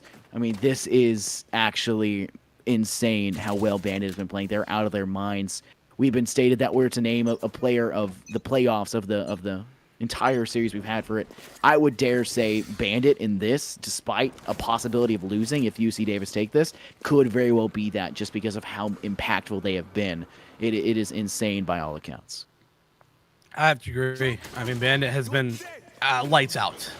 As we see, that is the running back utilized by Legit Soldier, who's going to get found out by the tripwire, but ultimately isn't going to be able to do much else as it just clears out the A site, but there's nobody home anyway. So realistically, I don't think UC Davis is all too hurt about that one. Dream getting tagged there by the Owl drone, but the plant goes down. 3 ultimates aside as we see the retake come in. Yeah, you see her run it back from Esperanto, looking to step forward, now stuck inside a hot hands. Friendly NPC as well. They'll swing forward, and Friendly NPC by 1 your hat finds Friendly NPC return, but Esperanto and Smurf Sickles find Bandit in your hat. Bandit out for the count, could bode well. It's a 3v2, they'll spray through. Various turns and finds Dream, has to find the next, but can't do it. But Smurf Sickles will, and that is indeed game. UC Davis 1 will be crowned your NECC Champions Division Valorant winners of it all in an undefeated, unprecedented season. And it came down to the wire. It did end up being that 3-0, but a very long 3-0 nonetheless. I mean, this was a very long match. Various played out of their minds to bring their team into that one. Bandit played out of their minds throughout the entire game as well. This has been an absolute pleasure to cast and an absolute a massive level of enjoyment to be able to watch these teams compete at this level. Yeah, and I mean, I can't be happier. I mean, we got an incredibly close series, maybe a dominant ascent, but I mean, oh my goodness, the comeback on Bind and the follow-up there, the closeout at 17-15, and then another comeback here on Haven. I thought it was all over. I thought Boise State, I thought their mental was dead, but no, they come straight back into it. They make it the plays necessary, and unfortunately for them, UC Davis just barely able to edge things out here. And I have to say, Various having a huge standout performance here on the final map has had a rough series. I'll not to sugarcoat it. Various had a pretty rough series. The Ascent and the Bind both played pretty poorly, but this time stepped up when necessary. Huge frags, left, right, center, and topping out the leaderboards there for the team. But holy cow, Esperanto and C16 and Friendly NPC, in fairness, they all had such a consistent series here, just to bring their team over the line. But I mean, I feel like I gotta give some credit to everyone, but I can't. There's not enough time. Yeah, I mean, it really does feel like that. I mean, this is the penultimate matchup here. and the top division the NECC has to bring to you guys in the Champions Division. It really came down. You see in so many of the other divisions, it's an underdog. It's the first seed and the seventh seed, like last game. I mean, that came down into a 5 map where ultimately the top team did win it. But I mean, we saw it in R6. You see it in so many different games. I have the pleasure of doing so many different games that I get to see it so often. But it's underdog stories. You're seeing them come through. And this one it may have been an underdog in the fact that Boise was attempting to usurp UC Davis's undefeated season, but they're top 3 seeds. I mean, that making it all the way through, it's not a shock to say the least, I guess, to say that they had made it this far, but I'd say it is a shock to see just how much Boise State was able to put a fight against UC Davis. It was so well done. They did such a good job. The overtime that came on by was just so monstrous to have to cast. Not just in terms of difficulty, because it was a difficult game because there was so much action. They did such a good job of playing strategically. There was things I had never seen these teams do before that they brought to the table that I was like, this is improvement. This is them progressing as a team, progressing as players, and continuing to find the next level of play. But it comes with its own boons as a caster. You get to learn and see new things that you haven't gotten to see before, and I definitely did get to see that with 2 really nice teams here at the collegiate level. I mean, they played out of their minds, and it definitely showed it. Yeah, I mean, we absolutely couldn't have asked for better grand finals here. We've had 6 series in all divisions, and this one, despite that 3-0, it's truly a pleasure. And commiserations, I have to say, to Boise State. I think that we speak for everyone when we say, holy cow, what a series that was from them and Bandito in particular. Like, oh my goodness, I can't even speak to the amount of incredible plays that we got to watch here. Absolutely. It's been a spectacle, but it does have to end at some point in time, but it's not going to end just yet. We will have to metaphorically and I guess also literally crown the champions here. And so we will have a bit of we'll go back to our desk where they will be brought in for an interview, and they will also be shown their trophy, and you guys can all be there with it. So my name has been Infernosis. I have been joined here by Vincent, and we will send you guys on over to the desk, and I hope you guys all have a wonderful night.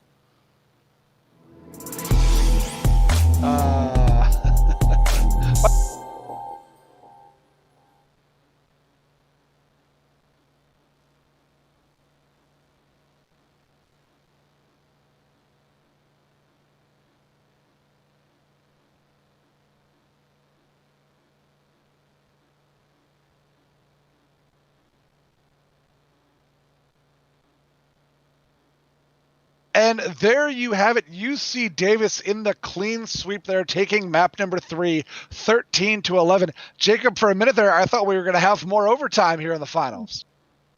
It certainly wouldn't be the first time we saw it tonight, but no, UC Davis, they made the plays late. To their credit, because Boise came with a pretty good charge there. It looked like UC Davis was going to run away with that third map, and then Boise, really showing the heart of a champion and the program that they're at and the program, the level that they are. Across the titles that they sponsor, they're good in everything. We know that, and we saw that in the third map. They came roaring back, but UC Davis able to make some big plays late, and congratulations to them on winning the title. It's really too bad. They were talking about it on stream. Bandit played so well for Boise State, so well, deadly with that operator. Just unable to bring it together with all the other pieces they needed. But it was 10-5 there on map 3, and they brought it back to 10-10. They made it a close one, as you have said all night. Instant classic, right there. Instant classic. And it's funny because people who didn't watch this are going to see 3-0 and they're going to say they got rolled, and that couldn't be farther from the truth. Could not be farther from the truth. Let's be honest. Boise could have taken 2 of these first 3 maps pretty easily. And aside from the first one, so that's not fair. If you didn't see this one, those that were with us, they saw how well Boise played, and UC Davis just a little bit better throughout each of those 3 maps. All right, we're waiting for our producer to get our interviewees in here. Jacob, we talked all night about the team having to step up, and on that one, you saw a lot of people on the kill board there for UC Davis. And that's what we were talking about all night. It's a full team effort. And as we saw there, like Boise State, Bandit had one of the great Absolutely. games ever. And unfortunately, the team wasn't behind him. I mean, they were behind him, but they weren't able to pull it out. But it looks like our producer did get UC Davis in here for us. I want to start out. Is that everybody? I see 1, 2, 3, 4, 5. That's everybody. I want to start out with Various. Top of the board there in map number 3. Talk about that map there and just your play there. I mean, I think I like to keep it simple on T side Haven. Like honestly, I think we drone took C like 10 rounds, and like I had a timing most of the time. Like I had a round where I walked into garage while the Sova was ulting, and I got like 4, and so we just kept abusing the weak side, which was C for us. So that kind of led to us getting a really strong start on T. C16, you're out there. Bandit had their operator. You were the operator, pardon the pun, for UC Davis's side. Counter sniping somebody like Bandit. What's going through your mind while you're trying to do that? Well, it's just being aware of the angles and being aware of where he is. Gotta, be on top of it, and I just have to be careful because if I take one wrong peek, it's probably round over. Now you had a great night there. Hey, Smurfsicles, I want to ask you, first of all, congratulations on the win. Thank you. I want to ask you, obviously you came out of the gate strong there in the third map and then looked like you were going to sail, and then all of a sudden Boise comes roaring back. What was the difference that led you guys to get back that momentum, carry you over the hump, and win you this title? I guess after a few of our lost rounds on our buy rounds, we took a little bit of a step back, kind of evaluated little things. We did debate a tactical timeout, but I guess, in between the buy rounds, just take that step back, take a breather, just, talk things out a little bit and maybe change a few things. I mean, ultimately that led to, those last few rounds just coming into our hands. Esperanto, I want to go back to map number 2. What were you guys talking about when you were in those late extra rounds there in OT? So a lot of that was actually playing around Bandit's op. He, I believe, match MVP'd on that second map, and we were always struggling to figure out where he was. And it was known for us in every OT round that on offense or defense he would be opping. So we really just had to discuss if we wanted to hit the site he was on to try to overwhelm him quickly, or to maybe try to bait out some util and rotate around and fake a site. But inevitably we ended up hitting him hard at the last couple of OT rounds, and that overwhelmed him, and we pulled out the dub. Hey, that's all you need to do. Last but not least, friendly NPC. It's always fun to watch. It's always fun when you're in there because then we get to say, and friendly NPC with the kill. So that's always fun. I know Infernosis and Vincent had a fun time with it. You were really just great the whole way. Like, just right in the middle of everything the whole way. And you had a couple of good defensive holds and a couple of really good pushes on the attacking side. Just kind of talk about the whole night for us. We came into this really tired, but then those close games was like really stressful for us, but I'm glad we pulled it through and got the 3-0. Well, I know you're tired, but you guys got to stay awake for another minute here. I think Mr. Van Rand has something for y'all. Gentlemen, a trophy coming your way. Congratulations. We're going to send this baby cross country. Yes, sir. Get it out to you. We got t-shirts coming. We got headsets coming your way. All coming very soon. Perfect. Congratulations. Let's go. Awesome season. Capped off with a title here tonight against obviously an outstanding Boise State program. But tonight, the champions, you guys from UC Davis, congratulations. Thank you. Thanks for having us. Thank you. Thank you. Yeah. Thank you for a good season as well. Secure the t-shirts. Let's go. Hey, shout out to Boise State, though. They're a good team. Yeah, that's a good team. Put up with Big good series. fight. All right. And that will end the Exodus. Jim, That will end it. 2 minutes away. We're like 2 minutes away. That'll end it. I'll vamp for 2 minutes. Jacob wants me to vamp for 2 minutes because he wants to hit the 12-hour mark here. This will do it.